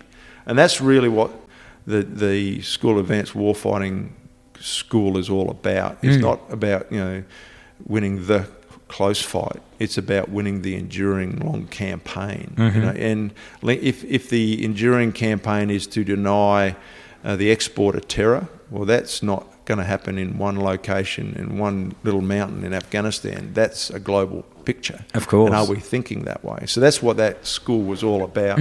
Again, some of the smartest, in actual, I think there's 4 or 5 3-star generals out of that class now, from the American side. Yeah, it's an incredible institution. So you finish your time, Paul, over in the US at university, and then in 2008 you go back to your role as the Army Current Operation Officer. And what's that role for our non-military listeners? And you deployed back to Afghanistan, and what had changed from your first deployment back in 2002 to now 2008? So the role, really, the way that the command and control structures for the Australian Defence Force are arrayed at that time, Army was a component commander, responsible for the raise, train, sustain of the land force, and then Joint Operations Headquarters is responsible for, we used to say the wheels up, wheels down piece. So Army would force assign its soldiers or its force elements and capabilities across to the Joint Operations Command. And then JOC would then be responsible for the command and control and the day-to-day execution of what was going on in the battle space there. So my job was really to work with the Army capability manager and provide that bridge between the capability manager and Joint Operations Command. So advising them, helping them to devise how best to use that force element in the battle space, which was tricky because we're sort of crossing over multiple lines there. And then obviously Special Operations Command is, it's under Army for raised, trained, sustained. It's sort of a component commander for the headquarters of the Joint Operations Command, and then when it was deployed was under another command and control structure. It's clunky. In theory, it probably looks good and neat on a line diagram, but the realities of it takes individuals talking to each other to get the outcome and the effect, and sometimes, tribalism, rank structures, arrogance, ignorance, all those things come into it, but it comes down to people just trying to get the best outcome. But it's certainly disconnected at times, yeah. And what was happening in the battle space in 2008? Because in 2002, you, as we said at the start of the podcast, you were going in to get the Al-Qaeda and the Taliban for the September 11 attacks. What's happening in 2008 in the battle space? So we're starting to see a shift now. The fight in Iraq is starting to wind down. The threat there is really starting to be defeated, and we're starting to now focus on the Afghanistan campaign from a coin point of view. So there's a lot of debate now about, we just went in there to make sure the export of terror can't be pushed out from Afghanistan, and we've largely done that. Now what are we doing? Are we nation building? It starts to go into the counterinsurgency fight to rebuild a legitimate government of Afghanistan. And that's a very different fight. That's less kinetic. It's about winning the hearts and minds of the people. It's a softer approach. To be truthful, guys, the American experience, the guys coming out of Iraq, targeting, highly kinetic, getting rid of the influence of Al-Qaeda there, coming into an environment where it's not as kinetic. We're starting to win people. We have to win people over. It's more about having chai with the locals and winning them over to our side, so that they could see that the government of Afghanistan was legitimate in their eyes. But we still had that threat around the outside, which was, we'd come and have chai with them. As soon as we leave, the Taliban commanders would come in and kill those people that we'd had chai with. So what we needed to do was get a balance between the kinetic and the hearts and minds piece. And our command and control structures didn't necessarily support that.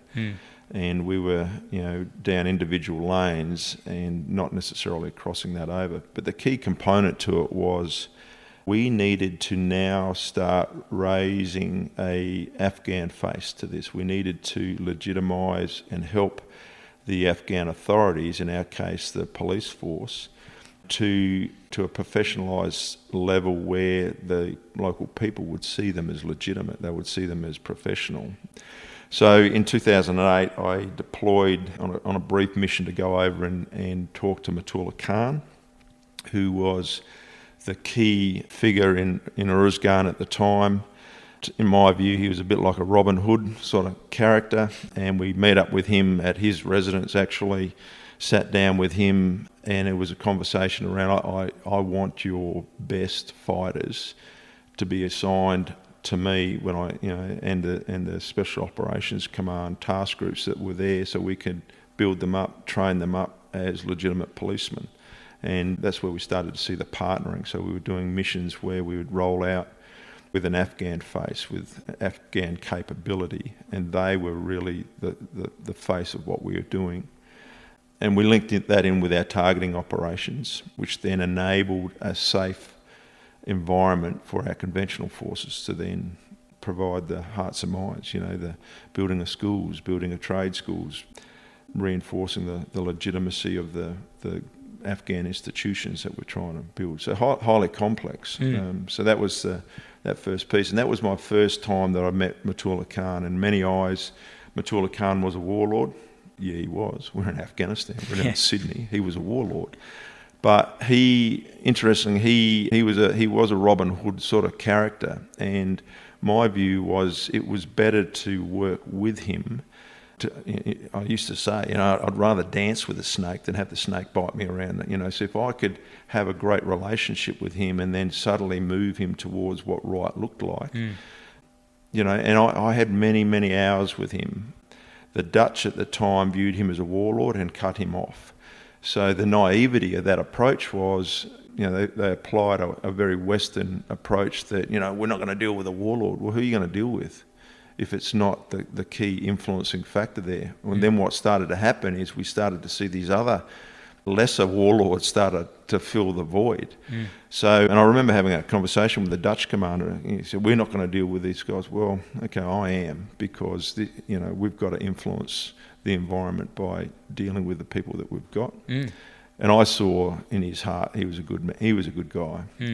And unfortunately, he was assassinated later on. He was, which is an indicator that he was a threat to the Taliban. Absolutely. And so I think our strategy worked, and it set the conditions for when I went back in 2010. Well, we're going to talk about that in a minute. And in 2008, you're losing more guys. Sean McCarthy is killed, and are you in country when that happens? No, I wasn't. No, so I was, as the current operations officer, we deal with the repatriation piece, both of the troops coming back from the fight, and also dealing with the any KIA or folk who are coming back in from the fight. Yeah, right. And it wouldn't be the last time that the SAS would lose guys, and the wider army is starting to ramp up now that it's getting more and more kinetic, and more Australians are losing their life tragically. And I want to bring this in before we get into the next part of how do these deaths affect you personally? Like, some of these guys from the regiment. How does that affect you, being that you will then step into being CEO of SASR? How does that affect you personally? So, as a commander, my job is to orchestrate, our effects into the battle space. And so when you see soldiers getting blown up in IEDs, particularly in the job as the Army Operations Officer, and providing capability to the battle space, our job is to go, okay, so you got blown up driving around in a car in IEDs, and we're starting to see more and more of these. So how do we start to avoid that? So again, as the Army Capability Manager's representative on it, you go, well, okay, why are we driving around? Why aren't we flying around? Why aren't we using helicopters? Why aren't we using the assets that we have in that battle space? And so at that time, we worked quite hard to work out how we were going to get helicopters into Afghanistan without going into the planning aspects. We have a force cap. We can only put so many capabilities in there. My view that the force cap was silly. We do need a cap of some description, but it was so precise, X amount of troops in and out. But we don't fight like that. We fight in capability bricks. So it's not like you have 6 soldiers, you might have 6 soldiers aligned to let's say a signals capability. No, you can only send 3. Well, that's not how we fight. That's not how it's designed. It's designed for 6, And so we sort of make these compromises along the way. And I think the same with the helicopters. And, like I said, Army's job is to raise, train, sustain. So we've only got so many helicopters. So we had this issue of concurrence. We had to have a capability up in Timor that we were maintaining. We had to have a capability for a domestic counter-terrorism capability that required helicopters. And then we overlay that with, we are bringing in new aircraft, the Tiger and the MH-90. We're pushing aircraft like the Black Hawk out. So then we have issues associated with, we don't have enough people or aircraft to do that. So how do we, how's that done? And one way was to get the Americans to provide an aviation capability into Uruzgan, which is essentially what we ended up doing. Could have we worked harder and oriented towards bringing our own aircraft and our own crews in? I personally think we could have, because that's how we fight. and having Australian crews, Australian aircraft there and all that, it would have been an easier thing. It would have put pressure on the raise, train, sustain. It would have meant then, maybe we make the Timor capability a civilianised solution because, people aren't getting shot out of the sky in Timor, and work harder to provide the capabilities that the guys needed. Because I know I've had a lot of guys on from both Commandos and SAS, and they all said the same thing, that we were screaming for helicopters because the IED threat at that point, as you just said, in 2008, was ramping up. There was IEDs everywhere, and they said what we were doing was it was crazy, but we didn't have the capability. You and many others had to go and ask, hey, can we have some helicopters to, help us be better, in a better asset, and they all said that if we had more helicopters, we could have done more than in those early years than what would happen later on, where that ramped up. I reckon, mate, it was a function of geography and disconnectedness in Canberra. When you sit back and reflect on it, soldiers are risking their lives driving around. We had the Bushmaster there. We went through a fair few of those because they hit IEDs. Yep. But soldiers were dying through IEDs. And I just don't think from the capability manager's point of view, we fully appreciated that.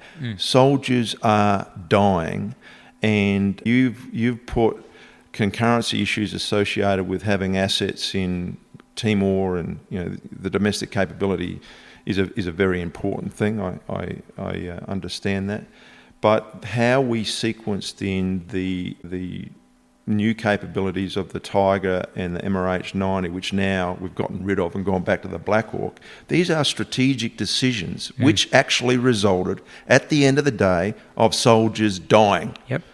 And I don't think that resonated back home with the generals. Like, they went about their daily lives of having, going to work at Russell and, it's all getting their briefs and all that, but somebody died, got blown up in an IED. Like, that should really impact you. Well, it should affect them. Why absolutely. am I not providing a capability that's, one, enabling our soldiers to be the very best warfighters they can in the battle space? That's our freaking job.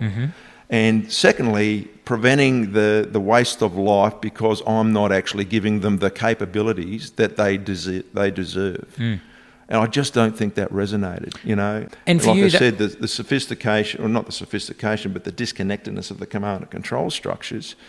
And who was actually in charge? Well, the Chief of the Army, he's just raised, train, sustain. He's not responsible for the effects in the battlefield, so it's not on him, apparently.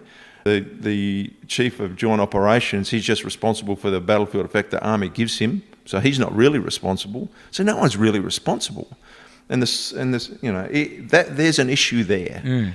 And out of all of the lessons out of Afghanistan and the global war on terror, we focus on kit and how we do tactics and all that. Actually, the bigger question here, Ads, is the command and control, the battlefield orchestration. I'm not convinced that we have actually done an after-action review around that, because if we roll out for the next fight with the same command and control structures and the inefficiencies that are associated with it, we are not going to win, ladies and gentlemen. We are not going to win. It's going to fail again. Despite the amazing people that we have in the Australian Defence Force, their bravery, their commitment, their skills, if we don't orchestrate this in our command and control structures all the way back to the political, we are not going to win against a sophisticated peer.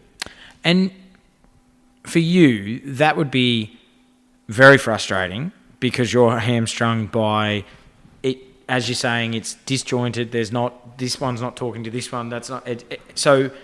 And like for you, guys are probably coming to you going, boss, well, what's going on? Like, why is this? Like, we can see it on the ground. You could see it, but why couldn't, as you've said, why couldn't Canberra see that?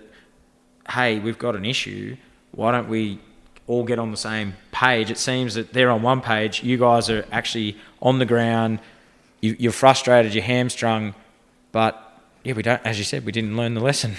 Well, I will say what I did learn at the School of Advanced Warfighting is, you're never ever going to have the assets and the resources that you're going to have to play the hand that you're dealt. Yep. And that's certainly what we did. Other people would say, well, it's Burnsy, it's realpolitics. You've got to understand that you were there to wave a flag and make a contribution, and so good enough is good enough. But it's not good enough for those people that got injured and killed, particularly the McCarthy family, the wonderful people that they are. That's not good enough. No. And I don't think at that time that we really understood at the senior leadership level the daily realities of the soldiers. We had the same in World War I, World War II, fighting in different continents, and that disconnectedness of the chateau generals, That it is what it is. The great tragedy out of this isn't, I think, the fight that we did. It's that we haven't learnt from it, And I will not have young Australians go into the next fight doing dumb shit based on unlearned lessons from the previous fight. That's just not right. And these are very human things. We're going to have amazing capabilities coming through, and we're going to get nuclear subs and all these things, but it's how you command and control and orchestrate the battlefield to an effect that gives you an advantage to win at the time and place of your choosing. And the command and control structures were not set up to enable that well enough, and as a result, we lost. So what are we doing about that? It wasn't because of our soldiers weren't brave enough. It was, how we went into that. And realpolitics is a thing. Politics is always a thing. But it is the genius of the general and the passions of the people to win this. That's the Clausewitzian construct. If you want to win a war, you need to get all those components right. And the politicians sent the guys to go and do a job. I'm not convinced that the generals got the orchestration piece right. Well, it's a great point you touch on there with World War One. So much criticism was put on General Haig, and people say, oh, he was the butcherer, but there's so much credit to him as well, because if you go back through history, then a bit of history because I'm a history buff, I love my history. The politicians all thought that the First World War would go on into 1919, 1920, and Haig said, no, we've got a real chance to win this war. We need to give it absolutely everything we've got. Yes, you're going to lose lives, but we can absolutely win this war at the end of 1918 through attrition. Through attrition, and that's a art and science of war. Exactly. Many people poo-poo it, but actually it ended up winning. But I'll highlight the point about the disconnectedness. So please our do. greatest general, John Monash, was there. He was the commander, pushing out from Amiens and all of that, and really our greatest general, I think. And he got knighted at the Chateau Breton. I've been there. Yep, Batangles. Yep. The King of England went across and knighted him. But Billy Hughes was on his way over there to sack him from Australia. So what I'm saying is that disconnectedness due to geography and the realities of what's going on in the fight and what often is reported back. Yep. The media at that point weren't doing General Monash any favours. He was a German origin Jew, Army Reserve guy. What does this guy really, And Murdoch and Bean didn't like him. That's right. Yeah. But he what he did there was, pretty much absolutely well generalship of the highest order by Absolutely. orchestrating the effects on the ground. But he certainly had his criticisms, and I'm wondering if that's not the part of the Australian way of war. The tall poppy syndrome, and rather than supporting our generals in the fight and listening to them, our commanders in the fight, we go to this point of trying to cut them down whilst they're trying to focus on what's in front of them. It's an interesting part of it warfare. is, and really, I'm glad you brought that in, because it highlights. Has anything changed in 107 years that since the guns fell silent? We are still History repeats itself. Well, it's interesting, mate, because Monash, the Battle of Hamel, like we have the exercise Hamel every second year, I think it is. And that's the blueprint for combined arms operations. So when we go back to the Battle of Hamel, he planned it for 90 minutes. It went for 93 minutes. What people don't understand, and go back to Haig about, he was just a butcher in the meat, there was so much manoeuvre there. Mm-hmm. And Monash's approach for Hamel was the blueprint for combined arms fight. He had aircraft, drowning out the noise of the tanks moving into position and then the resupply using tanks and aircraft. So we had all of those things that we learnt in World War One to win the fight. Yep. And here we are in Afghanistan, and the big lesson there was the combined arms battle.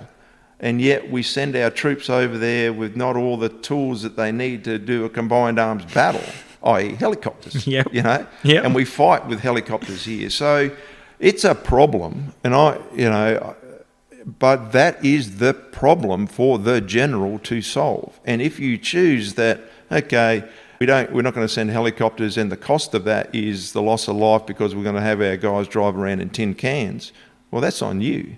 That's your choice. But no one's sort of questioned that. We go, isn't it terrible he got killed over in Afghanistan?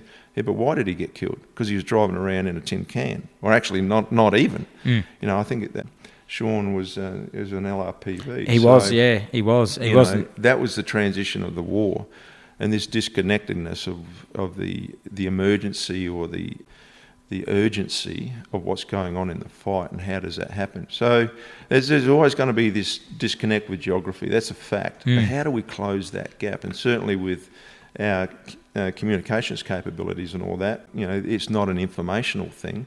I think it's a moral component of trusting our soldiers forward and listening to them. And as a general or as a commander, my approach is, how can I help you do your job better? What do I need to get you to win that fight? And I will walk through hell to get the assets that you need, noting there's always going to be restrictions.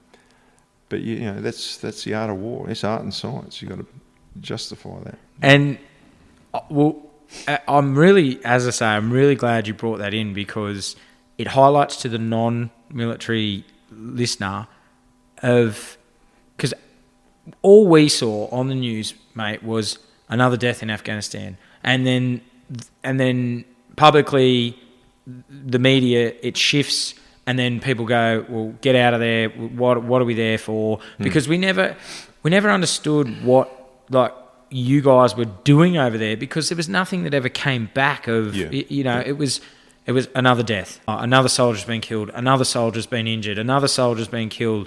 And that was all we got for me growing up. That was all I ever saw. And it's only since I've sat down with yourself, and I've sat down with Dan, and I've sat down with Weeksy and Moff and so many other guys, and actually understood what is they were actually doing over there. And so I'm really glad that you brought that in for the non-military listener. And so you come back from that 2008 trip, and then in 2009 you become the CO of the SASR, mate. When you went and did selection, did you ever foresee that you would become the CO of the SASR? And for people who aren't, can you tell us what the CO does in the SASR?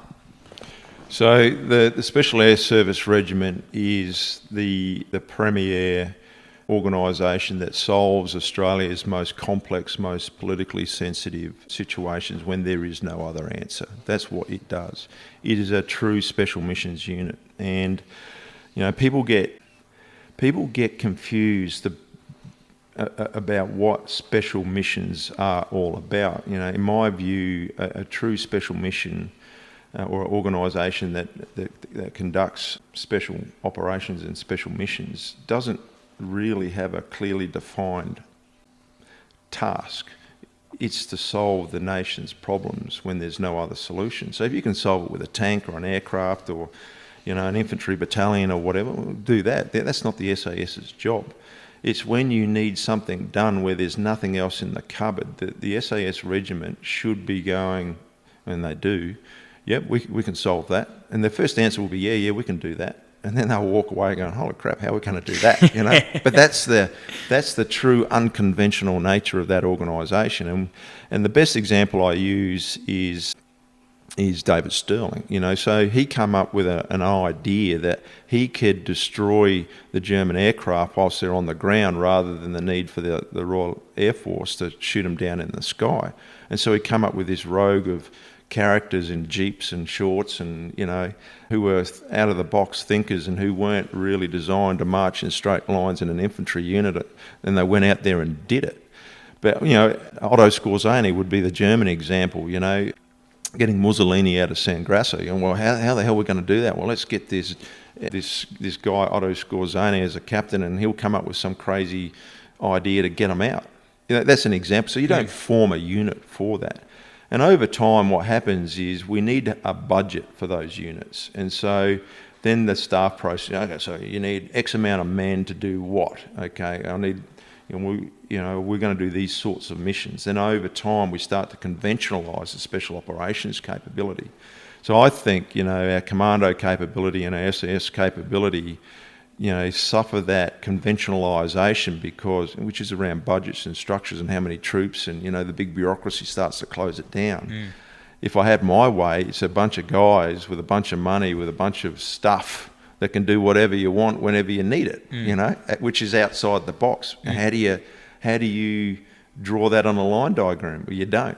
But, you know, that's not how we do it. So my job when I sat down and thought long and hard about what am I going to try and to achieve with the SAS going back as the CO, and to me it was a cultural thing about going back to what true special operations are all about, being truly unconventional, and you know, as a soldier, when you come through our training system, you're actually conventionalised, you're programmed, you know, in the way that things are done. And so when you go, right, I want you to be all unconventional now, they don't actually know how to do it. So we started to reinforce the drawing from history of what unconventional operations is about, and we're rich in history with that. And, you know, I don't want the box standard template solution to how we're going to do this over in the fight or to these national capabilities. Let's come up with and really stress ourselves on how we can come up with those answers.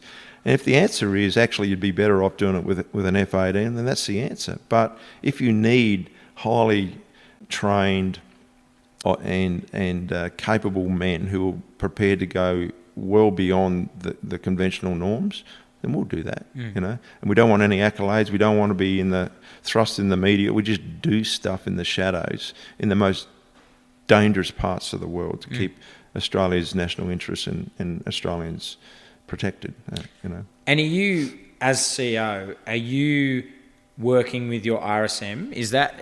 Do you have a very close relationship with your RSM? Yeah, and I think that's born from the day that I was a lieutenant when I went to the Special Air Service Regiment, and you're a young Billy Lid, and you're surrounded by these highly capable and super intelligent men, you know, from trooper all the way through. So the first lesson you've got to learn is how to lead leaders. That's an interesting concept because, you know, they're all smart leaders in their own right. They are being selected for their intellect and their out-of-the-box thinking and all that. If you roll in there, you know, I guess the first day is a platoon commander straight out of 3 RAR, and this is how it's going to roll. I learnt very quickly by morning tea that actually that leadership technique ain't going to work here. So you learn that, you know, you're the first among equals. You are leading leaders, and that flows through as an OC, and that is certainly how I approached being the CO. My RSM went everywhere, and I had 3 at the time because we were sort of busy in operations and posting cycles and all that, and all 3 of them were amazing. All 3 were very different, and there was nothing. It was really comforting to be able to sit down and go, what do you reckon? You know, how would you approach this? And then basically, you know, you come up with an idea and a bit, right, RSM, you work the lads. Mm-hmm. You know, the lads need to have confidence that I've got a plan. But at the end of the day, the guys are going to go, hey, RSM, has the boss really got this squared away? And if they believe that the CO and RSM are absolutely aligned, it's magic. You know, the power of that trust and confidence is incredible.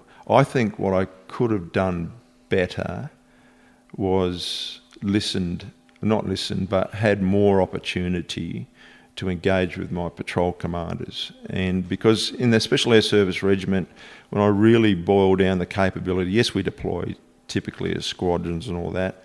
Yes, we deploy as troops structurally, but actually it's the SAS patrol commander that is the nub of the capability. And I would push that even further.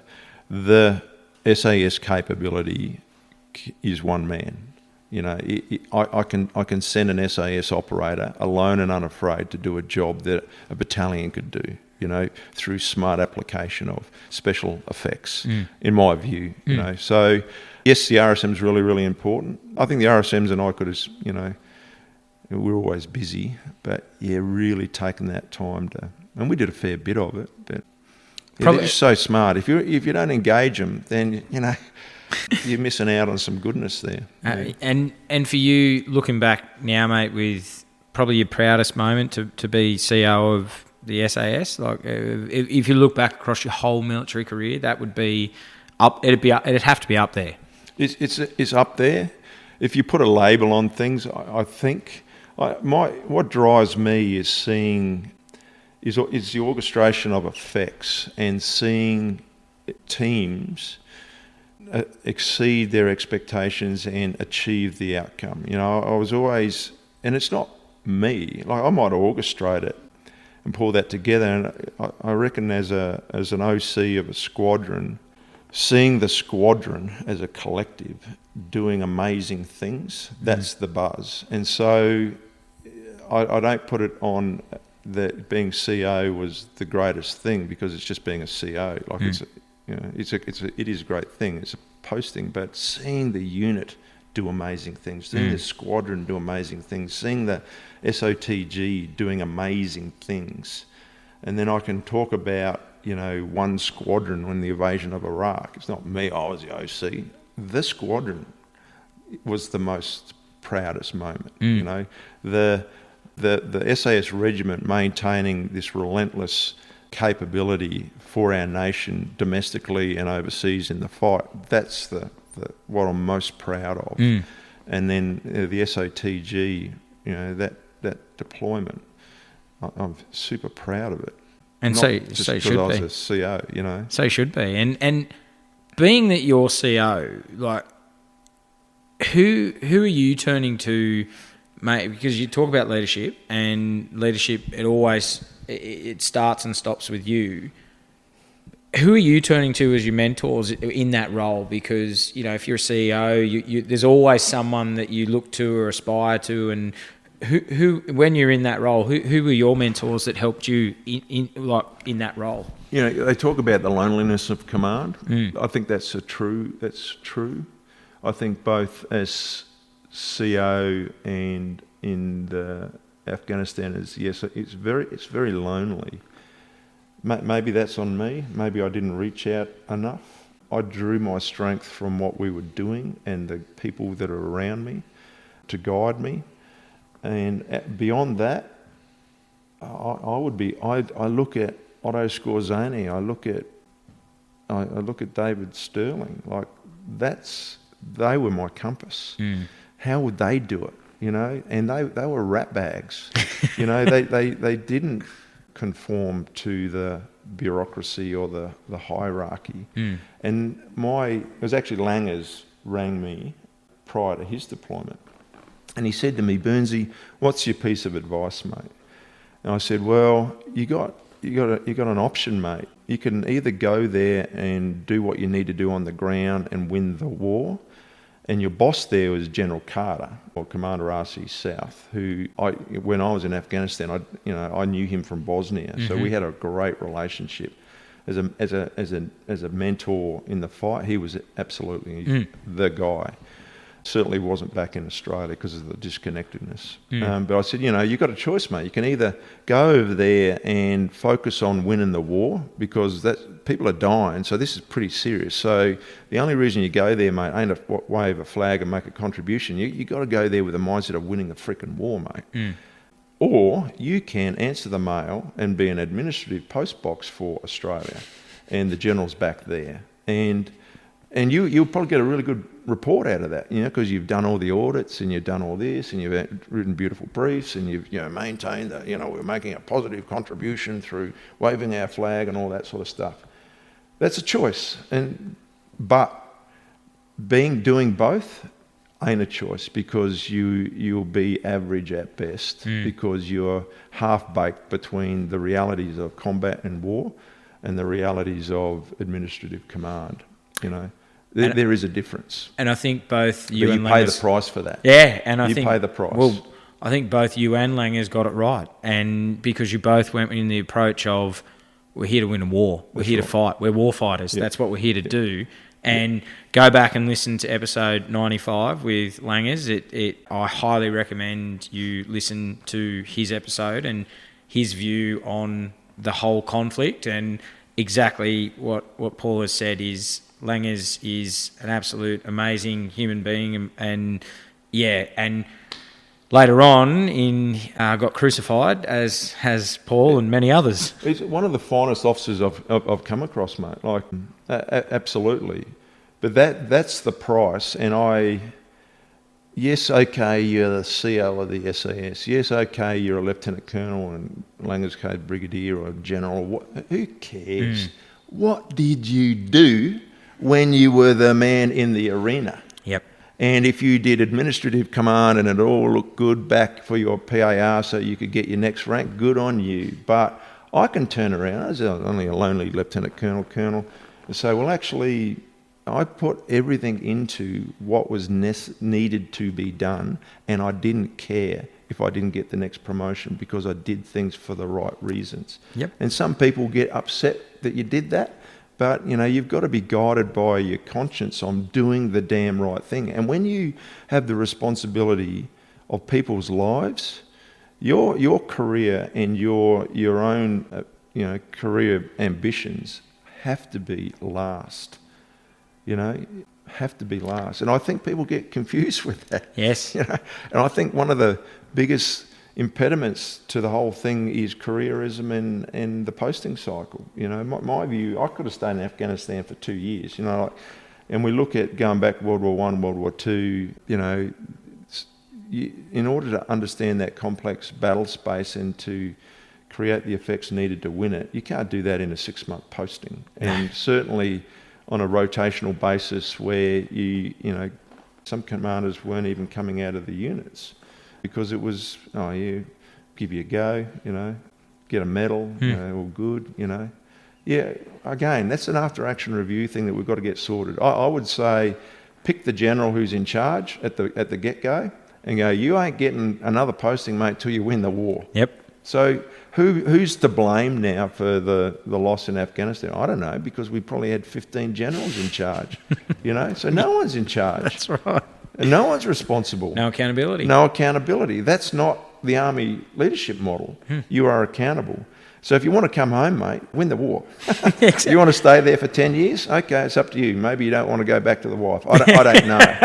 But, win the freaking war. It's on you. That's and right. if you can't do it, it's because you're incapable, and I'll sack somebody and get somebody else. Similar to what, Lincoln did with his generals from the Northern Army. Eventually he found a guy that was a bulldozer and just kept going, But I don't think we had that approach. No. And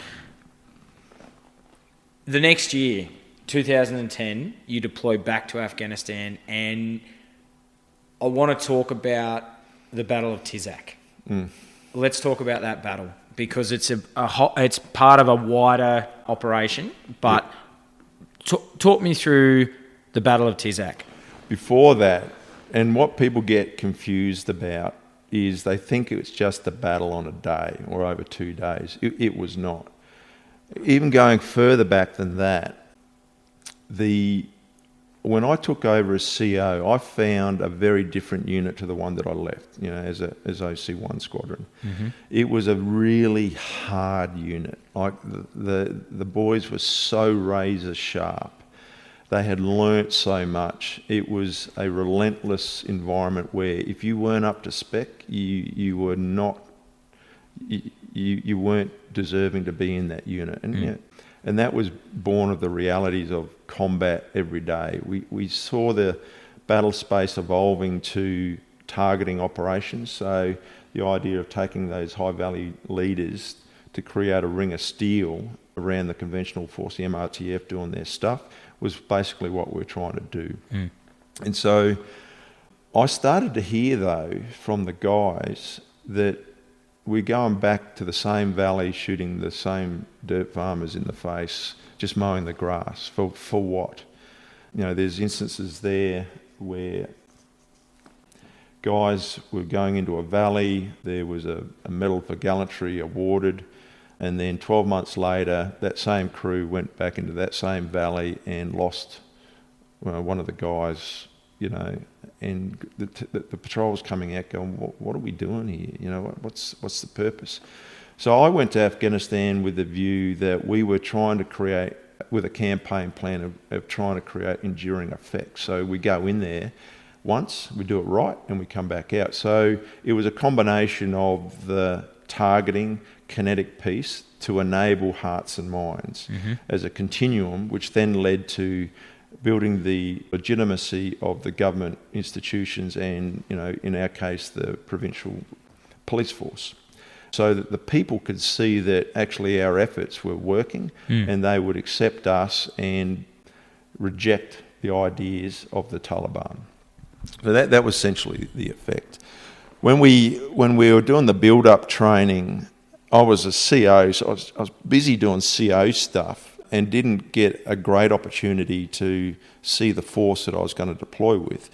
So we landed in, and we had some preliminary meetings or planning sessions, and the OC of the commando capability from 2 Commando A Company, where he said, this area of Chinatu is the spot that I reckon, there's fighters flowing through it, and that's, if we were going to really focus an operational effect, it should be down around that area. But Chinatu was actually outside our area of operations, but we knew that was a node that we needed to put pressure on. So we deployed with that idea that we were trying to create enduring impact, and that Chinatu might be an area that we want to have a look at. So we started to focus on building the operational understanding of the environment, so find, feel, understand and influence operations, which required us going out and just engaging with the local population, drinking chai with the locals, trying to find out what's going on, who's moving through the areas, and the indicators and warnings were all pointing towards Chinatu. So we then started to work on a construct that would get us into the Chinatu area. The problem was we didn't have helicopters that we could just call on, and it was a negotiation strategy with, in particular, General Carter, the commander of RC South. And prior to that, we had done a job up into Gizab, and we had created an insurgency within an insurgency and unravelled the situation up there. And we were just lucky that 2 Squadron had already lined Black Hawk helicopter up for targeting missions, and we quickly diverted it and flew into Gizab. And the story up there of gunfight to governance in 3 days was actually went into the New York Times as an example of how to do coin. But General Carter said to me, and we were trying to maintain the goodness up there, and for every opportunity we would try and get our helicopters to go up there. And General Carter pulled me aside and said, "Burnsy, if you keep going up to Gizab, mate, which is away from the campaign plan, it's in the middle of freaking nowhere. It's in the middle of the country. Stop going up there. I'm going to take helicopters off you." I said, "Oh, geez, okay." So then I had to start to work up another plan. So how do I get out of Uruzgan to get down into Chinatu? And so we started working with the ISAF soft commander and General Carter on a concept of, okay, what if I focused our task force efforts of defending the northern approaches to Kandahar? Would you give me helicopters? You go, well, if you do that, I'll consider giving you helicopters. So then I had to go back to Australia and say, the campaign plan here is I need to get out of Uruzgan so I can defend the northern approaches of Kandahar to allow the conventional forces in Kandahar, the major population centre, which is the operational strategic objective, to be secured.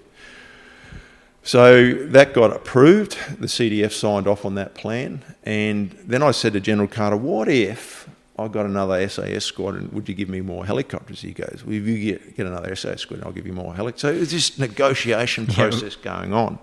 So luckily enough, we had 3 squadron roll in conducting rehearsals essentially for an SRO, Special Recovery Operations, if an Australian got taken. So that's sort of all, this is the orchestration of the resources that you need and the effects in the battle space and all that sort of stuff. So we had a heap of helicopters. So we then transitioned into a kinetic phase of, okay, let's really stir up the hornet's nest. Let's fly into these villages and see if they want to fight. And we'll start to see what's going on. And we would validate some of the soft understanding of the environment, the intelligence network. So we were sending the guys in, and they were landing in some of these villages, and some villages not much happened. Other villages erupted. And if they wanted to fight, then they pretty much died. And both commandos and the SAS really started to stir the environment up. And we were sitting back watching and listening and seeing what's going on. And what we started to see was this stress and this pressure between the outer country leaders and the in-country leaders, the shadow government. And the senior Taliban leaders were starting to get a sense that they were losing. And we were hearing that, righto, you need to start killing Australians and downing these helicopters. And so some of these battles got more and more ferocious. But every time they come out, they got killed and they died.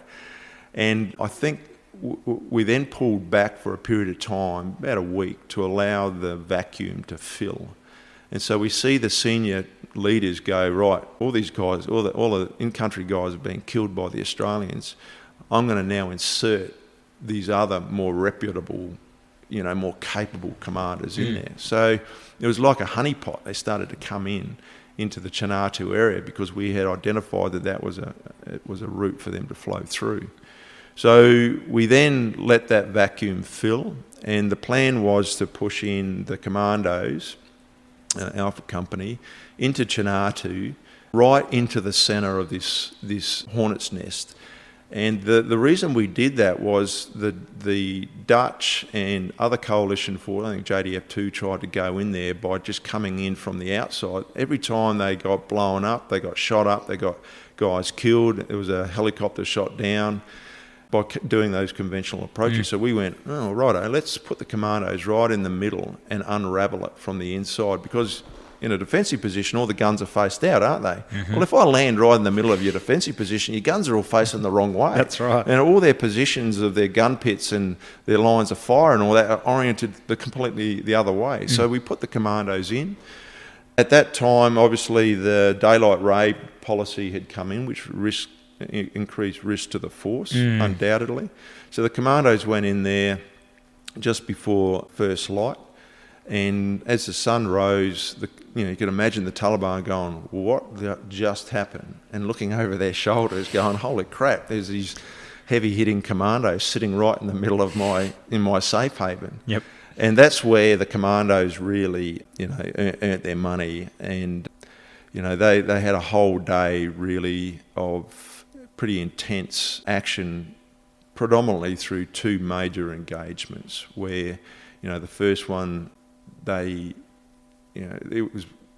was a coordinated assault. The guys, the forward positions or standing patrol positions were noting that they were starting to get probed, which was a precursor to the main assault. And then through the day, the guys were able to engage with the local population. They did verify that it was a Taliban jump-off point in an area where they were transiting through. And then that evening, there was the major, very well-coordinated assault. And, the commandos, do what the commandos do very, very well. And, blunted the assault, and not only blunted it, but also went through a bit of a pursuit at times to hold that position. There's been some commentary about the lack of, is an intelligence failure. It wasn't. What I've learnt from my experience is that, generally all intelligence is wrong or not 100%. If you think all intelligence is 100%, then you're naive and you don't understand combat. I mean, we invaded a whole country based on flawed intelligence, if you put it in that way. But the plan had worked, and the whole idea was, in many respects, it was a bit like a tethered goat scenario. So we had the commandos who were very capable there, drawing out the enemy, because these commanders were so elusive. So we needed to create an effect to draw them out of the battlefield. So we thought that they would be, the commandos would be having another assault at first light the next day. So the SAS, we were all in the ops room watching, waiting for this assault to occur, but nothing happened. And I remember sitting in the ops room going, well, okay, not much is happening. It looks like the commandos have got it all under control, no dramas. So go about your business, work up some other targets and things like that. But then we started to see the intelligence picture build up that there's something happening in this village of Tizak, which was just outside of Chinatu. And so we're watching it and we're going, okay, well, that sounds about right. That would be, in a conventional term, the commanders all coming in for their O group to get orders to get rid of the commandos in a coordinated assault. So let's go there and let's go and get them. And we thought there was 2 or 3 high-level commanders in there, and it's routine for the SAS to roll out and do an interdiction job. So we jumped on the helicopters, and I'm thinking, okay, it'll be a 90-minute turnaround. It'll all be good. Upon landing, it was a very, very different story, and the amount of machine gun fire that was directed towards the insertion force was intense. In actual fact, that day, 3 Black Hawks, and it got so many bullets peppered through them that they were inoperable by the end of the day, and AH-64 had to do an emergency landing in a nearby fob. That's the amount of fire that was coming out of the valley floor there. That area was very well defended and set up with their lines of fire and all that. So when the guys landed down in the valley, which was fairly well vegetated down in the valley, but overlooked by these mountain tops, the amount of fire pouring into that area was significant. And upon landing, one of the Afghan police force members was shot in the stomach, and one of the operators was shot in the arm. So it's not starting too well. The reserve assault team is pretty much rolling in on a slide to try and suppress these gun pits that are up in the high ground. The AH-64s are all lined up, coming in, racked and stacked, and the troop commander there sitting on a hill trying to make sense of what's going on here and to work out his next plan. And the gallantry of the day from a physical point of view is incredible. It's Australian history for sure. But the ability and the calmness of the troop commander to go, whoa, we've got casualties now, the situation is gone well beyond initial launch expectations. For him to go, well, what am I going to do? Am I going to pull all the boys out? Am I going to bring in air support and just nuke the whole village? Or am I going to continue the fight? And his task was to get these high-value targets, and he decided to calmly hunker down and the guys move through. So there's 2 levels of I think, gallantry and valour. Absolutely. It's the mental is as much as it is to the physical. You know what I mean? So as a team effort, that entire troop hunkered down and fought through for 11 hours, going from koala to koala, and obviously Ben Roberts-Smith and the remainder of the guys there working as a team were able to move through that entire village, killing a number of 3 times their number there. Not one civilian was wounded or killed. There was one old gentleman there who had an AK-47 round through his hand, which the boys bandaged up. Every single Taliban fighter there was documented, and then we had a decision point there where the OC of the aviation element said, we're 3 hours over now, mate. You either got to pull them out or leave them there overnight. And I decided to pull them out. And they got back about 3 a.m. Cool, calm, collected. It was like they walked in that nothing had really happened. But I knew it was a big day on the battlefield. And they unloaded all their kit. One of the guys was actually Ben, standing right in front of me, this big shadow. He goes, "Hey, boss, Burns, you look at this. I've only got one bullet left." It just showed how much of a fight it was on that day. And then across the room, one of the guys yelled out, "So what do you want us to do now, Burnsy?" I said, "Well, the commandos are still there. Get your heads down. If I need you to go back in there to pull, to assist the commandos in any way, then that's what I'm gonna need you to do." I said, "Yeah, no worries, done." And the next morning, commandos are still there. The effect was near on immediate. The Taliban were on the run. So we had a transition then from the assault into the pursuit. And in 55-degree heat, the commandos, their next task was to run these guys down. But with all the kit and all the stuff that they had in the heat, the Taliban were legging it. And they were going past through villages. And the locals were saying, "No, the Taliban, these cowards are just running. You're going to have to leg it." So I then put the Dutch force in a blocking position, with the hope that the commandos could then smash them as a hammer and anvil approach. And then I pushed the SAS back down to the south to do a similar effect. But they were they were on the run. Cowards that they are, they were on the run. And that was essentially the Battle of Tizak. But the overarching effect was the Shah Wali Kot. Yep. And not many people know that it was a very deliberate, orchestrated battle that took months, and actually, months, if we consider that it was an idea that we started in Swanbourne of how do we achieve an enduring effect here. And then obviously the flow on from that is, so what? Okay, so we're running a campaign there. How do we now extend the legitimacy and connect the local population to the Afghan government? Well, you do that by building roads in there. You build that so people can get figs to market. And, so that's the campaign.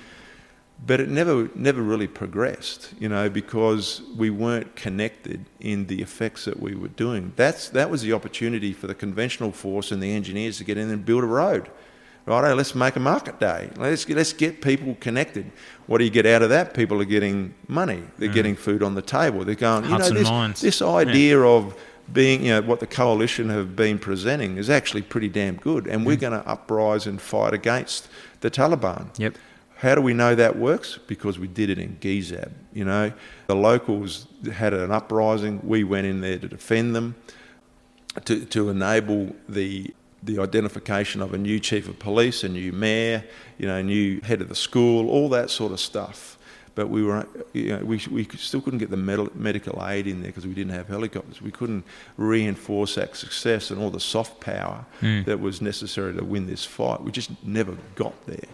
Again, it goes back to the disconnectedness of it. And if our job as battlefield commanders is to orchestrate the effects, that's what we didn't do very well. It was a stop-start. We'll do that little piece and finish it. Mowing the lawn, doing the same thing for no effect. And I don't think we were campaigning hard enough. And that's a result of posting cycles and short, limited tenures. And so the next guy that comes in after me's got a different idea, and the guy after him's got a different idea, and Yep. And as you said, the general, you're there to win a war. Or you do your job. You're not coming home to. And so that operation was a success. It really was, in that you absolutely you kicked the Taliban's ass. Absolutely. And what were the overall numbers of losses after action review of the Tizak and Shah Wali Kot? How many Taliban were taken off? Yeah, we don't necessarily talk about numbers, but I can say for Tizak and for Tizak in particular, there was 3 times the number of the force element, which is complete reversal. So when we do a conventional assault, it's the 3 to 1, so 3 of us to 1 of them. Yep. And we had reversed that, so There's three of them, one of us to everyone. You know, the commandos were very successful down in Chinatu as well. The culmination of all the raids that the boys did was significant. I would say the 2010 period was really nearly the height of the whole Afghan war from an Australian point of view, coming off the back of what General Carter had experienced in Ham Curry there. His view was, in his British accent, well, it was just like, we're putting a wire brush through these guys and now we're going to mop them all up. So he was really pleased. It was interesting. We gave an after-action report with pictures of every individual Taliban who had been killed to the Dutch commander. And the first thing he said to me was, I apologise, Paul, for not supporting your concept around supporting Matullah Khan, because Matullah Khan was a critical capability from an intelligence point of view, particularly for GIZAB, and his local knowledge enabled us to do what we needed to do. And he said, well, I acknowledge now that not supporting you with Matullah Khan wasn't the best outcome, because they didn't understand the dynamic of the realities of Afghanistan and the warlord system. And the other funny thing was, he said, so it looks like all of these shots are in the head.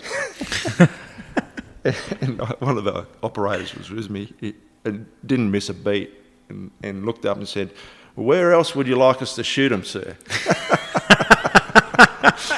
And again, it was the lethality of the operators, but the Australian humour coming out was absolutely.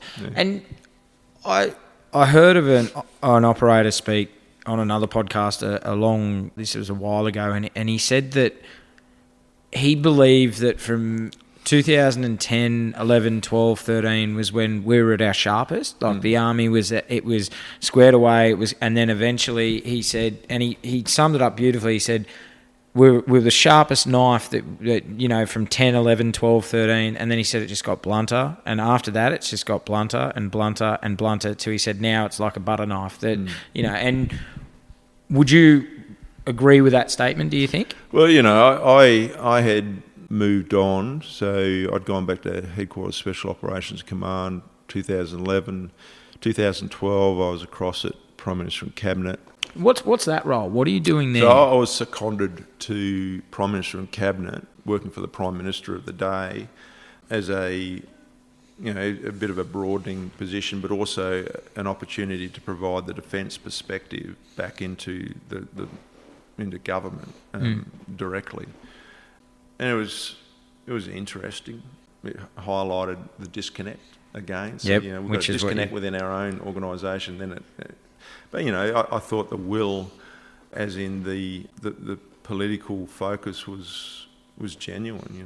They wanted success, and the Prime Minister of the day, I know she cared very deeply. I saw the correspondence to the family of the fallen, the impacts of all of that. She cared very deeply about what was going on. But it's a comment.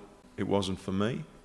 I only lasted a few months, to be quite honest, and I got to the viewpoint that I got other things to do. I had a great time, really proud of my service, but I had other things to do. And we'll talk about that now. So in that same year, in 2012, after 23 years of service, you decide to discharge and you move into the private space. I've spoken to a lot of veterans who transition and find it really hard.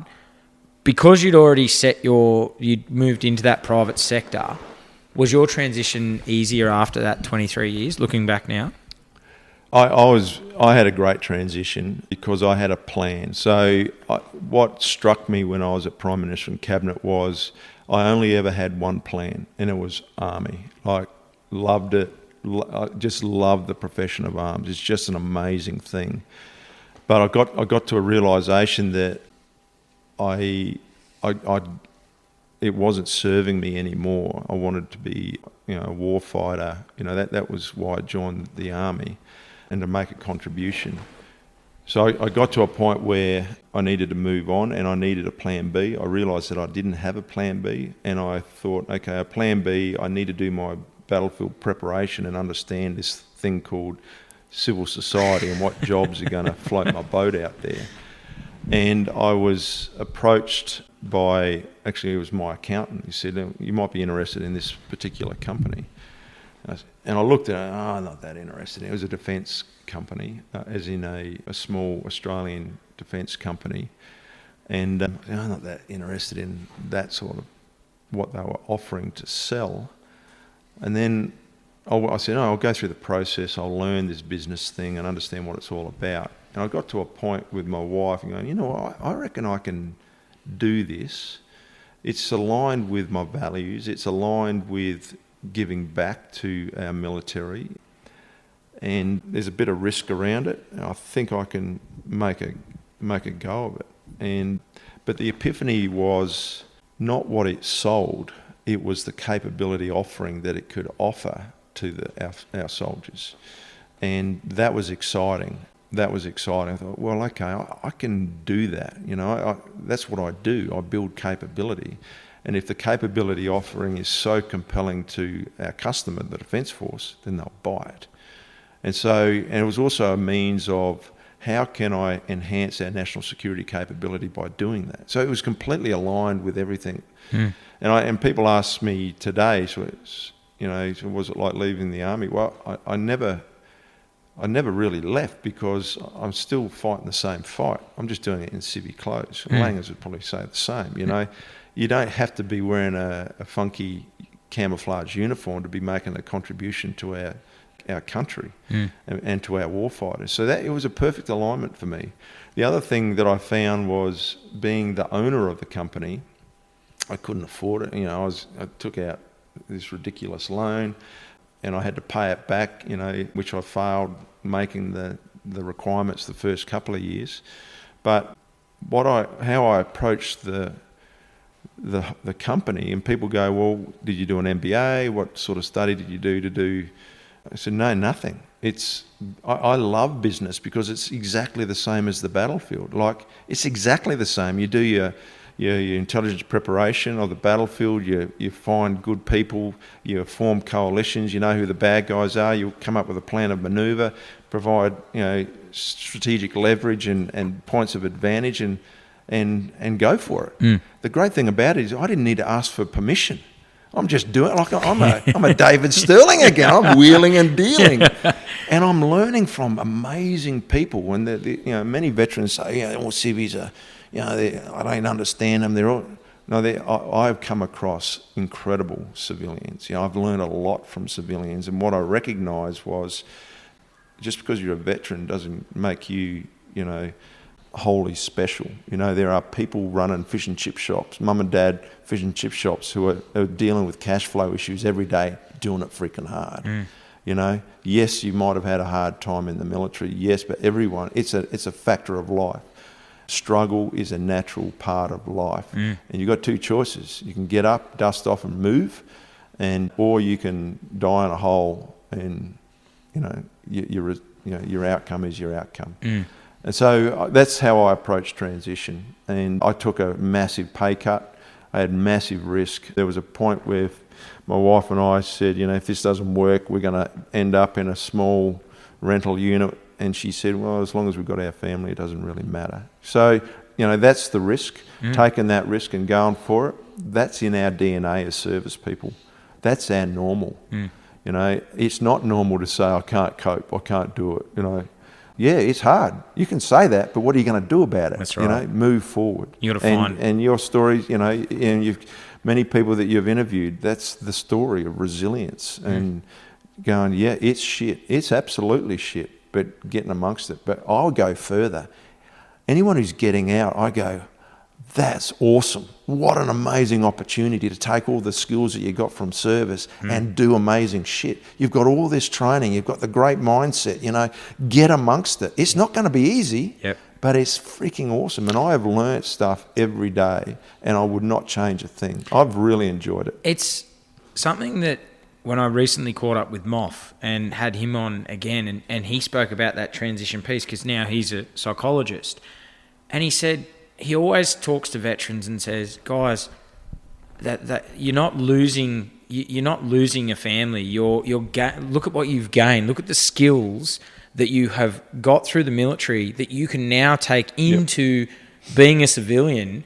It's not that you've lost your way. It's take those skills and learn, okay, how does the next part of my life look using those skills? It's not I'm broken, and he summed it up beautifully. He said, use all your skills and you don't lose your tribe. You've gained all these friends for life and now use those skills and become the new you. That's right.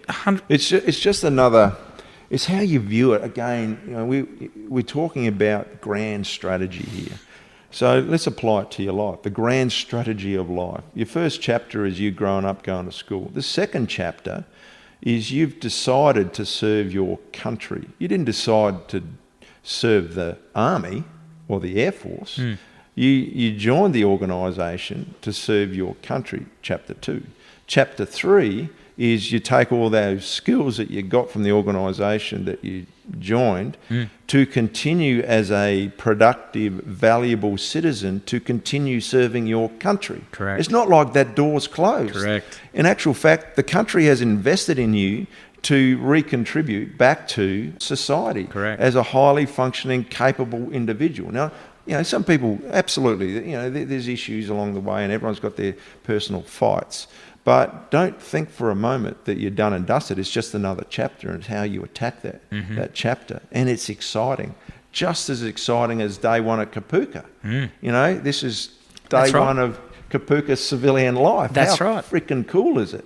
But there is a degree of understanding that the military has such a strong culture that there is a readjustment, a little bit of unprogramming, because the military does program you for a very good reason, but we don't do a very good of unprogramming, and I think injecting energy into people going, you're right, now take all these great skills and get amongst it, and there's this great network out there to do it. It's exciting. Oh, you are doing, and we're recording, and we're going to get to where we are right now and recording in the beautiful spot, and we'll get back, giving back again of what you're doing now, and we're going to talk about that in just a second. And there's a couple other key points I want to highlight before we get to what you do, what you're currently doing, and what you're doing for veterans and first responders. And recently, you were involved in the documentary Bravery and Betrayal.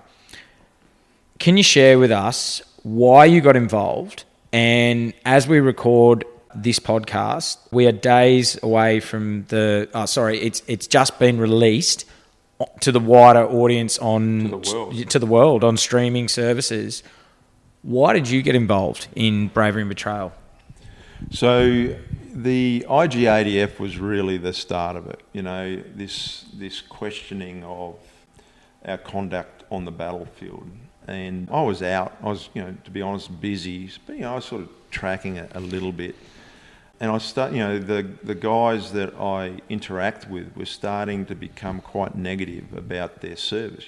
Guys who were once super proud of what they did in the service of their country were now becoming really, really negative. And through the IGADF, this concept of the warrior culture being this evil thing that caused all these negative events on the battlefield. And I'm the warrior guy. I apparently created a culture that was a warrior culture that created all of these behaviours that were against all the Defence Force values. But in my view, a warrior culture is not a criminalistic culture. In actual fact, it's a very stoic code of conduct and practice by where you prepared to risk your life for the benefit of others. That's what a warrior culture is. You stand in front of those who, under threat, and you'll risk your life for that. That's what a warrior culture is. But the IGADF outsourced the investigation to two quite naive people, and one who has never even served in the military, and the other one is not a combat officer. And their view of a warrior culture was probably born from a movie, or it was completely unrealistic and disconnected from the realities of service in the Special Air Service, or joining the military. And so that started to impact me, and I'm going, well, did I get this thing wrong? The warrior culture is evil, It's a bit like saying, my approach was, you go in hard for a tackle, full steam.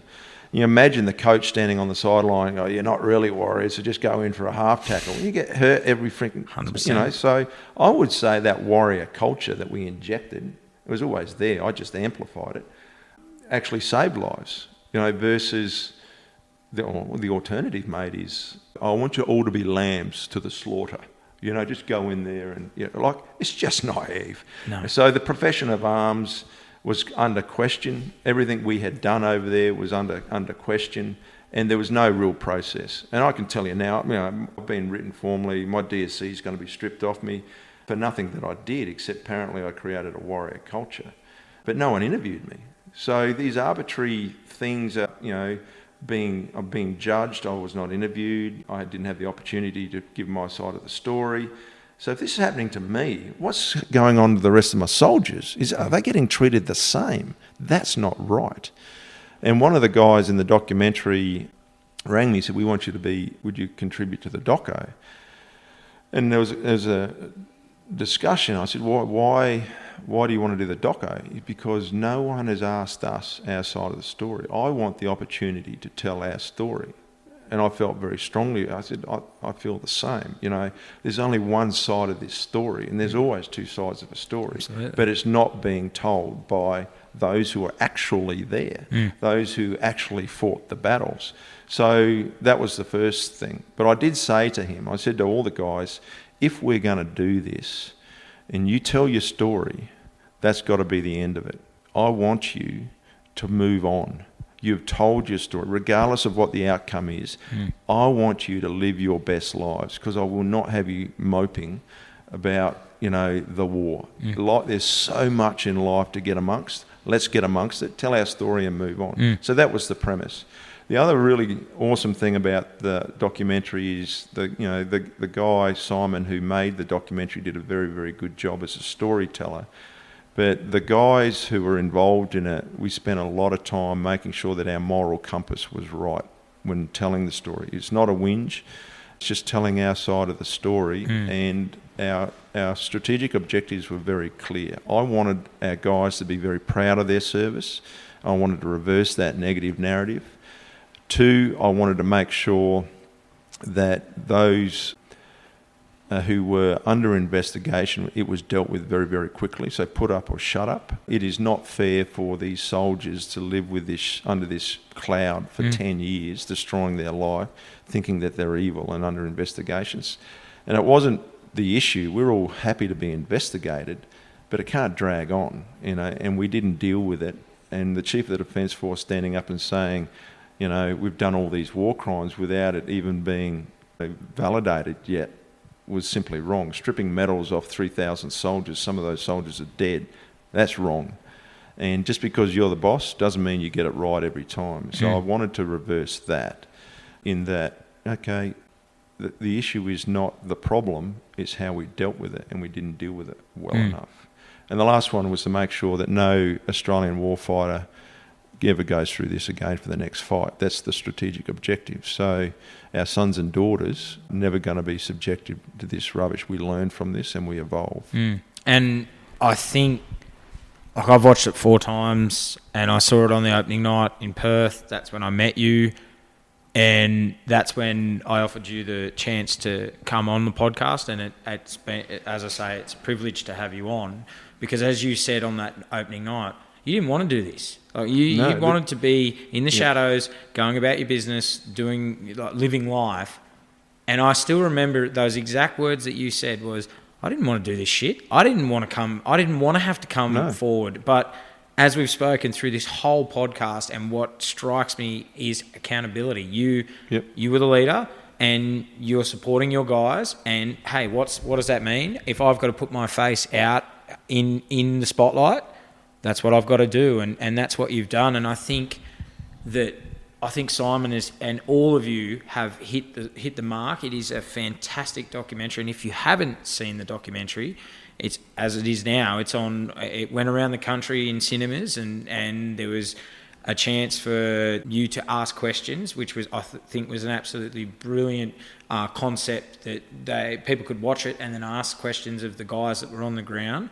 But now it's on all streaming services. So if you haven't watched it, go and watch it, because you will see what the guys did for 20 years of our longest war, and over 2,000 missions were completed, and they were going out every single day, risking their lives for our freedom.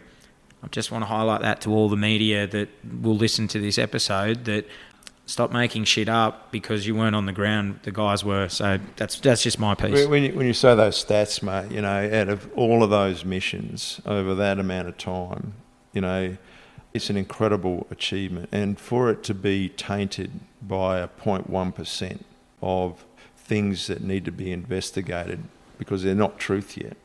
It's an unresolved truth.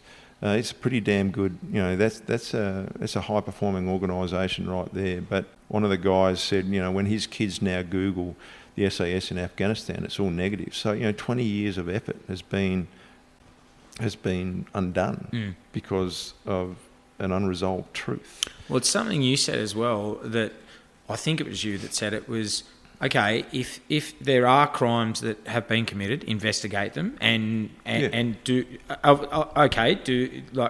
but don't keep dragging it on and keep this costing millions of dollars to the taxpayer. I just want to highlight that, to the taxpayer, so that, like, either put up or shut up. Exactly. It's time to put this to bed and put it to an end and move on, and let you guys enjoy the freedom that you fought so hard for, and to give all of us. Exactly right. No, 100%. 250 million, I think, has been spent. I think 20 odd accusations have been dismissed, but no one's passed that on to the soldiers. They all think they're still guilty, you know. And I you know, only one person has been arrested, and his day will come in court. Yeah. And, you know, history will tell whether or not those who threw the first stone, those who weren't in the arena, were right in doing this. There's always a bright side, you know. I'm confident we'll come out of this, that we'll never do this again, you know. History has been written through this documentary. The other piece is this concept of service beyond taking off the uniform. As I said, Monash, I think, was the father of Anzac Day. He was a civilian. He was crook at the time, but, you know, he designed the memorial down in Melbourne, Anzac Day. You know, that's, as a general, service beyond the uniform. And my view, you know, why I got involved in the other guys, they're all out. You know, it's service to our country to make sure that future generations don't go through this. It's on the public record. And again, you're still serving even though you're out. And as a leader, I'll do anything that those soldiers need me to do. You know, it's important. It's not just a job. It's a lifelong commitment to those men who trusted you.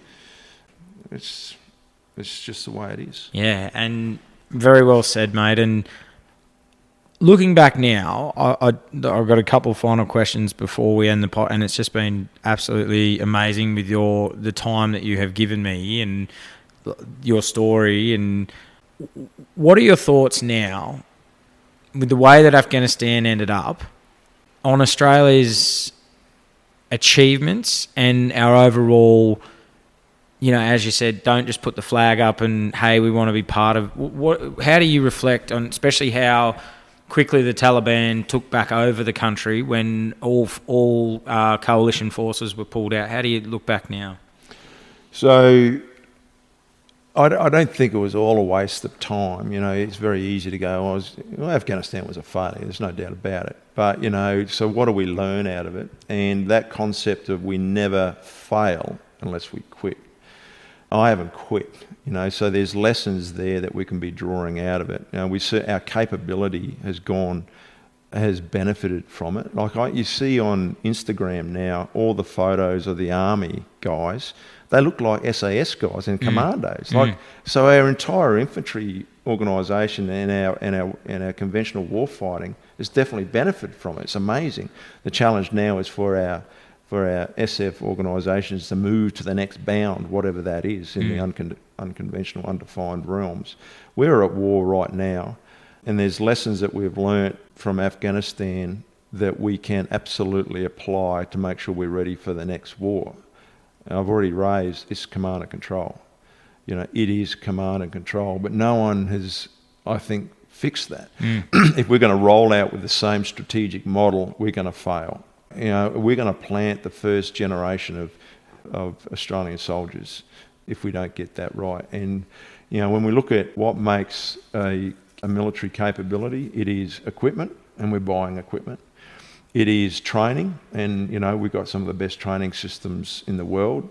I would say that we need to ensure that the resilience and the realities and the hardness of combat and the immutable components of what war is all about need to be reflected in the hardness of our soldiers. But the last one is the moral component. It's that trust between the general and the architects of the battle space and the soldier. The soldier's got to be prepared to risk his life knowing that the general's got it squared away, knowing that there is a plan. Otherwise, the general should be standing up and going, we're just going to do an attritional approach like Haig did, and you're all going to die. It's for the greater good. No, and your sacrifice will be honoured. So the learning out of that is we do need to look critically at how we integrate the political, the campaigning approach, and how the nation supports across that as a spectrum and a continuum. And we're not short of history, but are we reading our history, and are we taking those lessons, and are we implementing them? Well, we've spoken throughout the podcast that history seems to be repeating itself. We don't seem to be learning. Like we're First World War, Second World War, Korea, Malaya, Vietnam, into our current East Timor, all these wars that we've been in, and now you look around the world, mate, and what's happening again? War's happening again. That history's written. We've got to learn from it. Yep. And we're slow at doing that. We are 100%. The first thing is the fundamental elements of war combat are immutable. They never change. And if we think we can do it all sitting behind a desk, that's not true. But the most important thing is that psychological contract between the soldier and the leader, whether that be a political leader or a general, that is the capability. Once you have somebody who's willing to put their everything into it, whether it's operating a drone, whether it's charging a machine gun pit, or whatever that is, or working in the shadows to achieve a strategic effect without any recognition or anything, they're doing it because they believe in a higher purpose. They are warriors. If it's couched as I don't trust that they're going to throw us under the bus, is what we've seen with our SAS family, they're not going to commit to that. No. No, and a young person today, you've only got to look at, would you join the military if, this is what could happen. That's right. I wouldn't tell my cousin. You go to an employer that doesn't value your work. No, you're going to move on to the next workplace. That's right. And we need people who are prepared to fight and die for this country. It's an amazing. Like there is no other higher gift or commitment. It's incredible, and it should be honoured. And we do honour them on Anzac Day and Remembrance Day. We do honour those. Why aren't we honouring the living? Great point, mate. And I think if you go back to service, and I'll bring in first responders here, they're two of the great. Joining the military or becoming a first responder, they're two of the most honourable jobs that you can do. Because what are you doing? You're giving of service. It's a purpose of service. It is. It's incredible. It is, absolutely. And you mentioned, and I want to touch on just quickly, the revoking of medals of guys that are, and you mentioned your own, like no one told you. That is a real kick in the guts to the guys on the ground, but also you guys as well. That whole process just seems untidy to me. Like it is just, and can you just talk us through the revoking and your thoughts on the revoking of medals? Well, it's ridiculous. The whole medal recognition process is it's a process. Like for the Victoria Cross for Ben, for example, like, you know, it was an investigative rigour that went into giving him that medal for the actions of that day at that point in time. And no one can pull that away from him. You know, to use the medals as a form of punishment denigrates everything that what happened on that day at that location. So you can't pull a medal away from somebody that wasn't even involved in it. There's no evidence around it. And you've basically got to prove that the reason that you were given the medal in the first place was wrong. And I can only talk in my case, the reason that they're taking away isn't because I didn't do the things that I got the medal for. It's a punishment. So it's a kick in the guts. So if I had my choice again, I don't want the damn medal. In actual fact, I didn't do anything I did for a damn medal anyway. I don't really care about it. It's a piece of tin and ribbon. I'll move on with it. But for others, it means a lot. And I've got to that position after mulling it over, but I didn't do anything that I did for a medal. I did it for the good of this country. And if you want the tin and ribbon back, you can have it back. I don't care, you know. It's something that Langer said exactly the same thing. He said to me, and the soldiers are now not wearing their medals. One of the finest operators that I know has sold his medals in disgust. So isn't that sad that he gave everything to this country? He was recognised for service and he sold his medal, and now he's bitter and angry about, and that's a self-inflicted wound.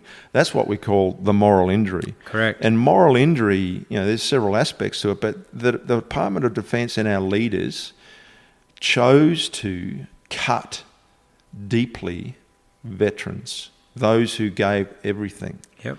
They chose to injure these people. And their families. And that is just naive in thinking. And again, it was done by people who have not transitioned, so they don't understand that these people have moved on in their lives, and now you have reached back from the depths of the Department of Defence and gone, I'm going to now punch you in the face and cut you deeply for the rest of your life. Did you think about that?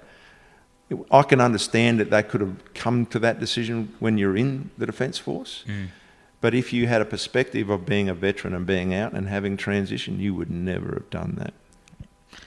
I want that to sit for the listener for a minute and just think that you have just summed up. Politicians send you away to do a job that 99% of us couldn't do or wouldn't do.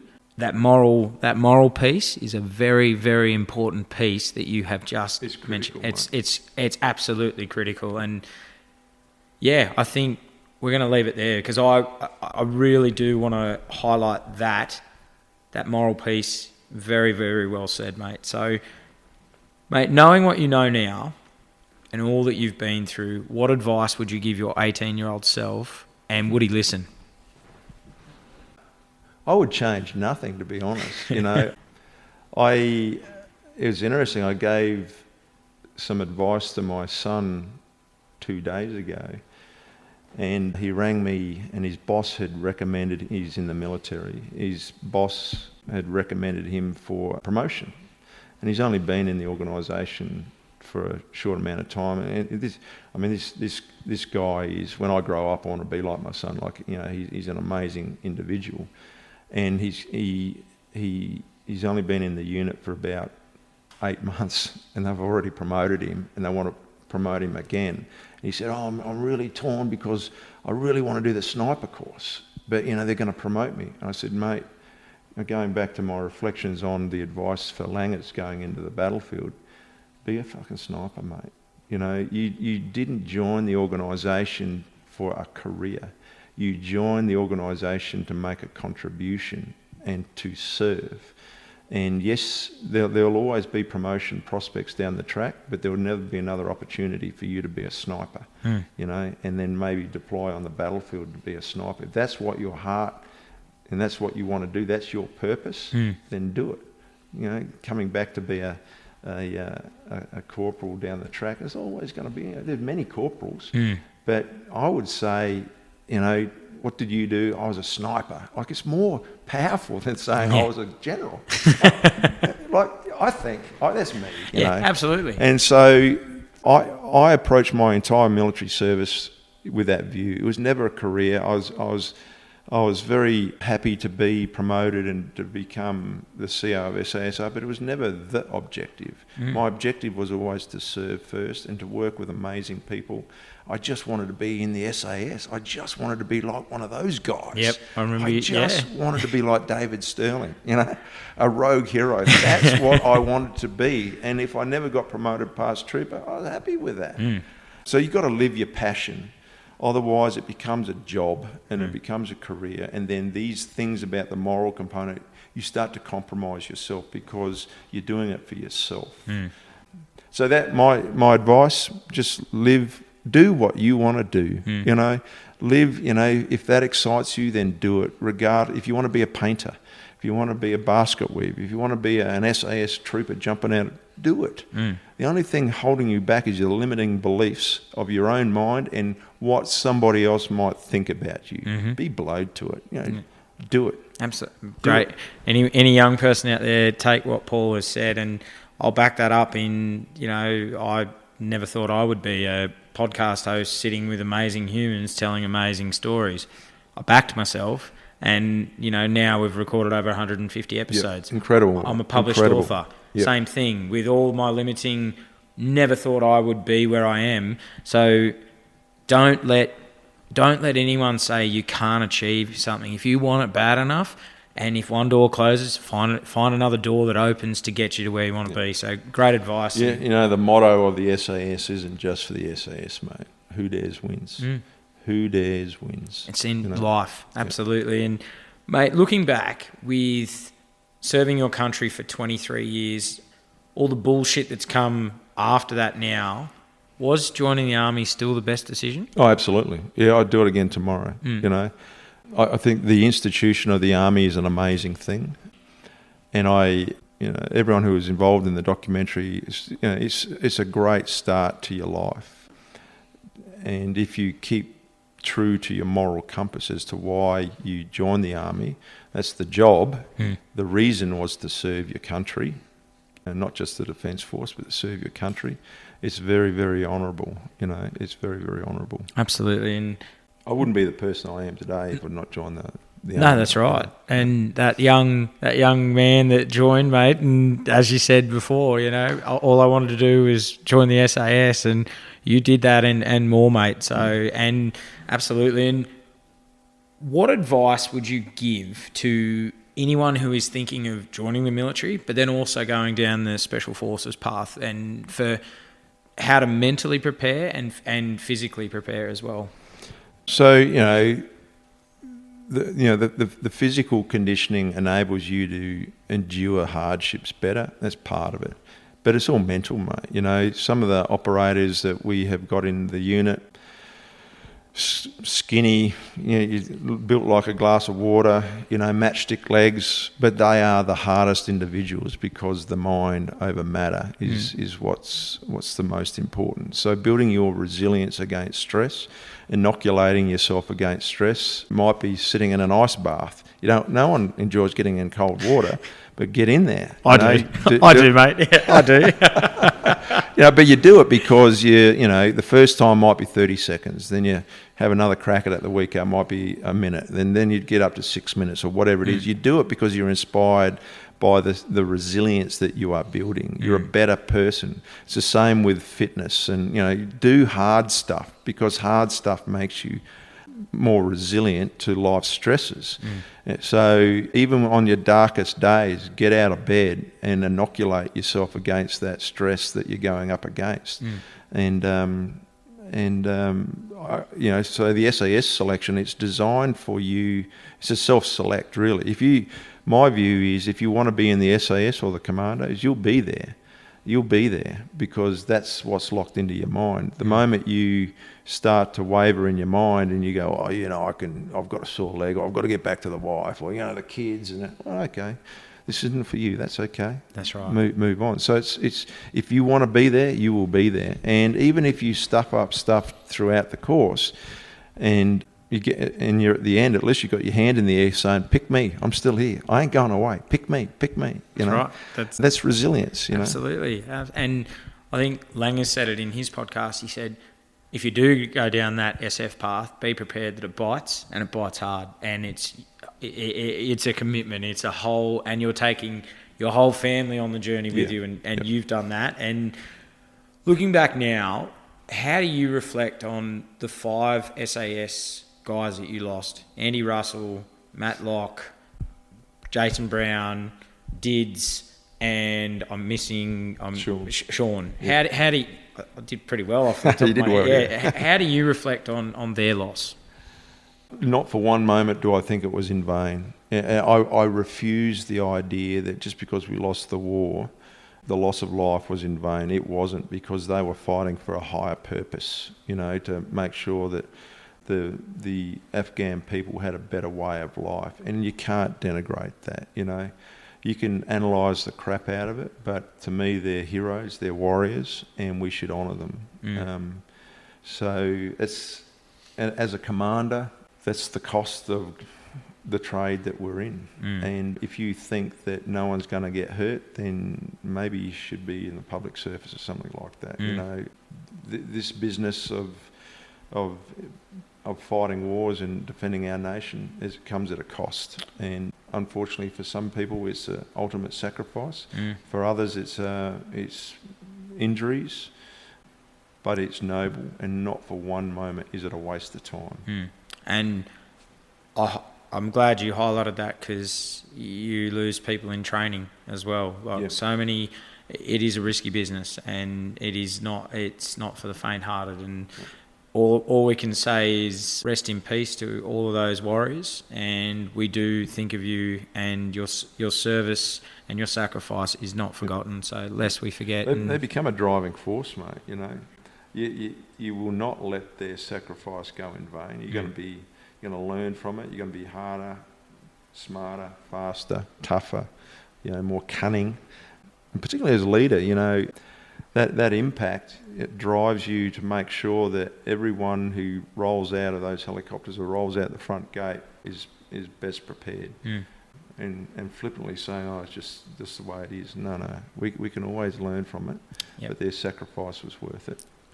Well said, mate. And I want to touch on, now we are recording in the ranch, and it is an absolutely amazing place. And this is where I really want to. We're nearly finished. There's a couple of questions after this, and then we've finished. But in 2025, you started Heroes and Horses Australia. Talk me through what Heroes and Horses Australia is and what you do. So Heroes and Horses Australia works with Heroes and Horses America. Through the process of the IGADF and seeing the impact on the soldiers, I wanted to get another perspective, and I went to America and applied for the Heroes and Horses program, which was established about 10 years ago by a gentleman by the name of Micah Fink, who was a US Navy SEAL and contracted for the CIA for about 4 years. And when he left the service, he needed to work through his own issues and reflect on his service. And the way he did that was learning how to ride horses and remote packing in the wilderness. And he did that for several years, and he would invite veterans with him. And over time, it evolved into this very successful program. They only run 4 of them a year, and there's only 8 guys on each one of those programs, based out of Montana, and it's a 41-day program. And it's not a vacation. It's tough. And the whole premise of it is that the answers that you might be seeking are not external, they're internal. And it's a high-pressure medium. We use time and pressure to force the veteran to look inwardly, to take responsibility, to do hard stuff. We offer an alternative way to look at their mental and physical well-being, to redefine or rediscover their purpose. And many people a lot of veterans talk about, I don't have any purpose. Well, the Heroes and Horses program is that program for you to discover your purpose, for you to do it. I can't give you purpose. And I think in the main, despite, DVA is bureaucratic and everyone seems to hammer them, but actually DVA is very, very generous in comparison to every other organisation around the world. And we have guys here come to the ranch and they go, I'm thankful for DVA. I'm thankful for, the generosity that I have, but I still don't have purpose. And isn't it interesting? You can't get a script, go to the doctor and get a script for purpose. And you can't go to somebody and say, tell me what my purpose is. Only you can do that. So DVA has actually got on board and are supporting the very first program, which kicks off on the 9th of March next year. 41 days, 41 casualties out of our fight, 41 days of intensive horsemanship, in heat and sauna therapies, cold plunges, meditative practices, breath work, long days in the saddle, dealing with an animal that could kill you if you don't connect with it. We'll teach you how to pack, and you'll do 10 days packing up in the snowiest mountains. Your days will start at the crack of dawn and it'll finish about 9 o'clock every night. It is long, arduous days, but it will force you to look in. And I think it's ideally suited to the combat veterans, which DVA have said this program is for combat veterans, and applications are now available on our website.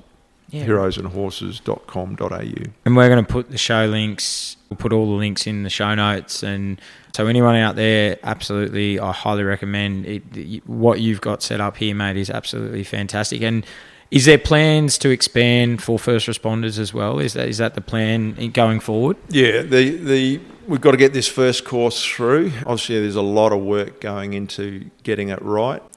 We've also linked it into a registered training organisation, so guys will get qualifications out of it. We will link them into our business networks and supporting infrastructure with an amazing amount of sponsors that we've got for the program.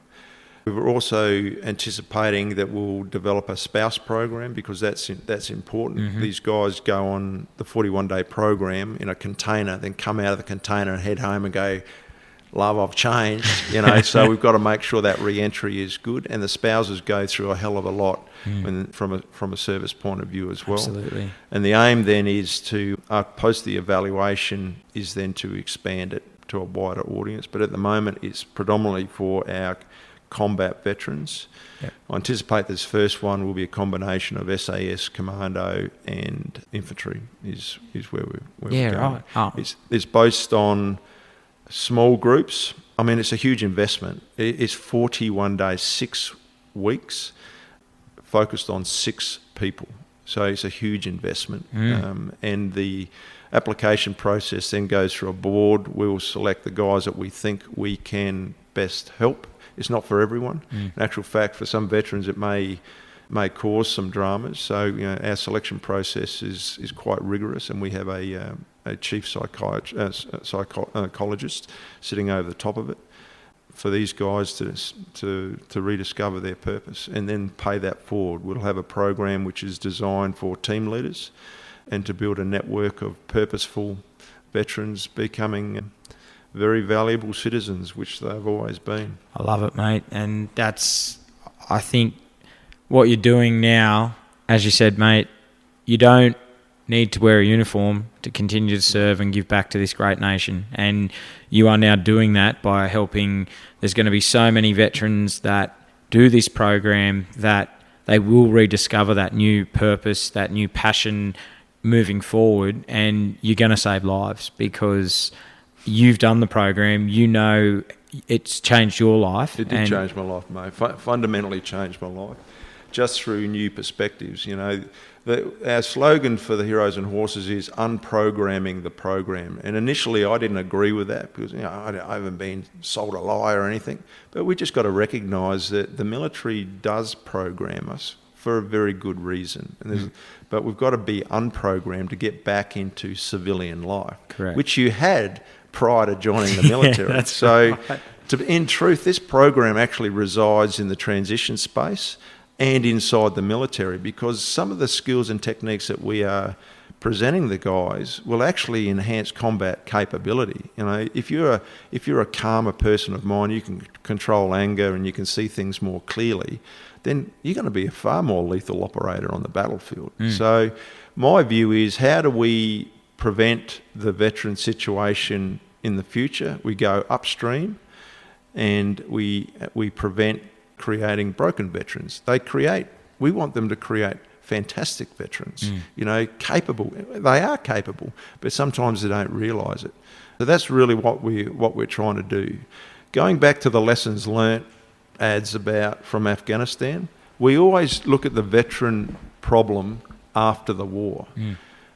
Just like the C2 after action review, we should be changing the veteran ecosystem right now at the back of this war, prior to the next war. And I think that we can change the entire veteran ecosystem so that, you know, when the guys have finished the next fight, that they're coming into an environment which is fundamentally different to, you're a broken digger, you know, you no longer serve the purpose of this country. And we did that at the end of World War I with Land for Heroes, which was the soldier-settler blocks, where they were very capable individuals who were farming, you know, unfarmable farmland to produce, to support the economy of Australia.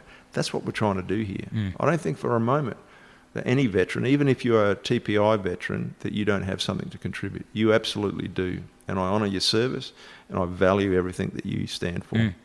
Well said, mate. Well said. And how do people get in touch with you if they want to reach out, especially some veterans that want to go into the business space, or they want to come and do the program, or just talk to you in general about transition? How do they get in contact with you? I think the best way to do it is through the Heroes and Horses website. There's a contact me point there, and I track that every day. So more than happy to provide advice. My advice is always going to be positive. I don't have time for wallowing. I love it. Some days are just shit days. What are you going to do about it? You're going to pick yourself up, dust yourself up, and you're going to attack. And you're going to attack again. The daily renewable contract every day. Exactly right. Every day, mate. That's exactly. And the sun will come up the next day. And I think that's the biggest thing that I've learned through my journey is that if today is a shit day, own it. Go, okay, I don't know why, I've just woken up and today is just off, something's off, and all my practices that I do, something's not right. Just own it. Tomorrow the sun's going to come up again. Okay, it might not, it might rain, but anyway, the sun's going to come up. Tomorrow's a new day. It's a chance to be better than you were today, and that's how you got to attack life. Well, that there's a great concept, and it's actually deep within religious and spiritual framework. You know, struggle is a natural part of life. That's the epiphany. Life is struggle. If you think it's not, then you're living in a fantasy world. Even the richest person in the world still has their freaking struggles. But the concept of struggle gives life value is powerful. You know, working hard, you'll get a good result, whether that's, you know, self-enlightenment or business success or whatever. And the concept of, I'll take it further, struggling to find gold and dig the gold out of the ground to get value. You know, it's everywhere in our life. It's how you look at it. But if you think struggles, it's not fair, well, you're never going to find the value then. No, that's right. Roll your sleeves up and get amongst it. That's right. And a valuable point that a meaning for younger players here, that younger kids that do struggle with a bit of resilience these days, is the harder you work, the luckier you become. That's how it is. Like, at least you can say, I didn't try. Exactly. I say to my team all the time, I really don't care about the end state. No one gets in trouble. The only time you get in trouble is if you turn around and said, I didn't really try hard. If you said to me, you've given it 100%, I can't ask any more of you than that. That's right. You gave it everything. Well, that's good enough for me. Do your best. Let's work out how we can do it better next time. That's right. Come up with the answer. But the moment you only put in an 80%, it's like that really starts to grate me. My veins start to pop. So, and fair enough. Exactly. And mate, one final question: what are your plans going forward now into the future for you and your family? We're all, as a family, focused on the Heroes and Horses program because it's not work to me. It's a working lifestyle. I've always viewed my life as a working lifestyle. We get a great deal of enjoyment out of seeing people succeed. Just getting that balance right with the family is always important, and giving back. You know, I'm always here to be available and give back. And I think now, mate, after 23 years serving your country and continuing your service now with Heroes and Horses, I think you've earned the right to have some time with the family, mate. That as you said before we jumped on, the families they sacrifice. Like, it's the greatest sacrifice is your family when you're in service. So and they're the only ones who are going to be around at the end of the day. You know, when you look at life's purpose, you know, ultimately it's your family. Yep. You know, most important thing. Whether that be your biological family or the family of friends and, you know, veteran mates and all that. You know, we're social beings, so absolutely you don't need 100 of them. 1 or 2's enough. Yeah. You know, you want quality, not quantity. Exactly. So, and that's the way to live life. So, Paul, your story is one of true grit, determination, and succeeding at the elite level. And you've done it on your terms. And as you said, you wouldn't change it. So, mate, thank you for coming on True Blue Conversations and sharing your story. It's been an absolute privilege. So, thank you. Thanks, Eds. Thanks for listening to True Blue Conversations with your host, Adam Bloom. Real talk with those that pledge to keep us safe with grit, sacrifice, and determination. See you next time.